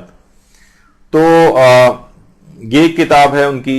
اس طرح آقا سیستانی کی مثلا ایک آموزش احکام بانوان بزبان سادہ، اس میں حیض، استحاضہ، نفاس، غسل، تیمم وغیرہ، یہ آیت اللہ سیستانی کے فتاوے. یہ اردو میں اس کا ابھی تک ترجمہ نہیں ہوا ہے، لیکن یہ سادہ زبان میں عورتوں کے مخصوص مسائل کی کتاب ان کے فتوے کے مطابق لکھی گئی، یہ بھی ہے. اچھا، اس کے اندر ایک چیز اور بھی آتی ہے، اور وہ ہے مجتہد. یہ رسالہ عملیہ میں یہ بھی چیز شامل ہے کہ وہ ہے مجتہد کا خط. مثلا خط کے ذریعے آپ مجتہد سے کوئی سوال کریں. جب آیت اللہ کوئی حیات تھے تو میں ذاتی طور پہ بھی ان سے کافی سوالات کرتا تھا. اس زمانے میں یہ سب ای میلیں اور اس کا سسٹم اتنا نہیں تھا، تو بعض اوقات خط لکھتے تھے، یہاں سے پوسٹ کے ذریعے خط جاتا تھا، 2 3 مہینے، بعض اوقات 6 مہینے بعد وہاں سے خط کے جواب جو ہے وہ آتے تھے فتوے لکھے ہوئے. اب تو کتنی سہولیات ہو گئی. تو مجتہد سے آپ اس طرح سے سوال بنا کے بھیجیں، وہ اسی کے نیچے باقاعدہ اس کا جواب لکھ کے اور دستخط اور مہر وغیرہ کے ساتھ ان کے دفتر کا جواب آتا ہے. یہ بھی رسالہ عملیہ میں شمار ہوگا. آپ کہیں مجتہد نے کتاب تو نہیں لکھی، کتاب نہیں، لیکن استفتاء ہی ان کے دفتر سے آیا، یہ مطمئنان ہونا چاہیے کہ یہ ان کے دفتر سے آیا ہے. اور یہ ہے کسی کوئی اور لکھا ہوا ایسی پوسٹ وہ لگا کے فوٹو شاپ کے ذریعے انٹرنیٹ پہ بنا دے، وہ والا نہیں معاملہ. وہ اگر اوتھینٹک کوئی ذریعہ ہے تو اس پہ آپ مانیں گے اس کو. تو یہ مثلا آیت اللہ وحید خراسانی، ان سے بہت سارے سوال پوچھے گئے، پھر انہوں نے نیچے اس کا جواب لکھ دیا. اسی طریقے سے بہت سی چیزیں ای میل کے اوپر بھی آتی ہیں، یہ بھی رسالہ عملیہ میں شمار ہوں گی، بشرطے کہ جیسے یہ آیت اللہ سیستانی کا ای میل کے اوپر بھی بعض اوقات اس طرح سے جو ہے جواب آتا ہے ان کے دفتر کا، تو وہ بھی رسالہ عملیہ ہی کے اندر شمار ہوگا. اگرچہ باتیں اس کے اندر ابھی مجھے کافی ساری اور بیان کرنا تھی، ابھی سمجھیں کہ ابھی اس کے اندر بڑا ایک مسئلہ ہے جو کہ اس کے اوپر بھی ہم تفصیل سے بات کرنی باقی ہے. آج میرا ارادہ تھا کہ میں اس کو مکمل کر دوں، لیکن یہ آج مکمل نہیں ہو سکا ہے. انشاءاللہ اگلی بار اس کو مکمل کریں گے. وہ ایک بڑا مسئلہ ہے کہ یہ بھی پیش آتا ہے اس کے اندر کہ جناب ان سب بعض اوقات آپ نے کہا کہ ایک عادل سے سنے، بعض اوقات 2 عادل سے سنا، اس نے ایک مسئلہ بتایا، دوسرے نے دوسرا مسئلہ بتایا. بعض اوقات یہ ہوتا ہے کہ مجتہد کی زبان سے کچھ اور سنا، اس کی کتاب میں کچھ اور نکلا. بعض اوقات توضیح المسائل کے اندر کچھ اور پڑھا تو منہاج الصالحین میں کچھ اور نکلا. بعض اوقات اس کی آپس کی جو کتابوں یا استفتاء کے اندر اس کی تحریر ٹکرا جاتی ہے مجتہد کی. اس موقع پر ہم کیا کریں گے؟ ابھی تو ہے کہ ہم ان تمام آپ کو سورسز پتہ چل گئے، ان کتابوں کے نام پتہ چل گئے کہ ان کے ذریعے ہمیں مجتہد کا فتویٰ پتہ چلتا ہے، لیکن اس کے اندر بھی کچھ باتیں اور ہوتی ہیں، کبھی کبھار ان میں ٹکراؤ ہو جاتا ہے. اور یہ بہت ہوگا. مثلا ایک مسئلہ ہم نے یہاں پر بیان کیا، اس کے بعد کوئی اور استاد آیا، وہی والا مسئلہ اس نے کوئی اور بیان کیا. چلیں یہاں پہ آپ یہ کہہ سکتے ہیں ان پر تو ہمیں اعتبار نہیں ہے جو سامنے بیٹھے ہوئے، لیکن وہ مولانا محترم ان کے اوپر ہمیں اعتبار ہے، تو پھر تو ان کی بات چلے گی کہ جو. لیکن اگر دونوں قابل اعتبار ہیں تو پھر کیا ہوگا؟ وہ ایک مسئلہ بتا رہے ہیں، دوسرا کوئی اور بتا رہا ہے. یہ بہت ہوتا ہے معاشرے کے اندر. یہ پھر انشاءاللہ کیونکہ آج اتنا وقت نہیں رہا اور نیچے مولانا محترم آ چکے ہوں گے، اور وہ بھی بہت اہم مولانا شیخ عامر رضا یاسوبی صاحب وہ اہم مسائل کے اوپر گفتگو فرمائیں گے. تو یہاں پر ہم گفتگو روکتے ہیں انشاءاللہ اس مسئلے کو. اور تو ایک دفعہ بھی، اگرچہ مسائل خشک ہیں مجھے پتا ہے، بہت مشکل کتابوں کے نام بھی آئے، لیکن ایک دفعہ یہ مسئلے آپ نے یاد کر لیے، رٹ لیے، تو اس کے بعد آئندہ زندگی بڑی چھوٹ آپ کو آسانی ہو جائے گی. آپ کو پتہ چلا لیں گے کون سا فتویٰ صحیح ہوتا ہے، کون سا غلط ہے، کون سی کتاب صحیح کوٹ کی جا رہی ہے، کون سی نہیں. بہت زندگی میں آپ کو آسانی ہو جائے گی. وصلی اللہ علی محمد وآلہ الطیبین.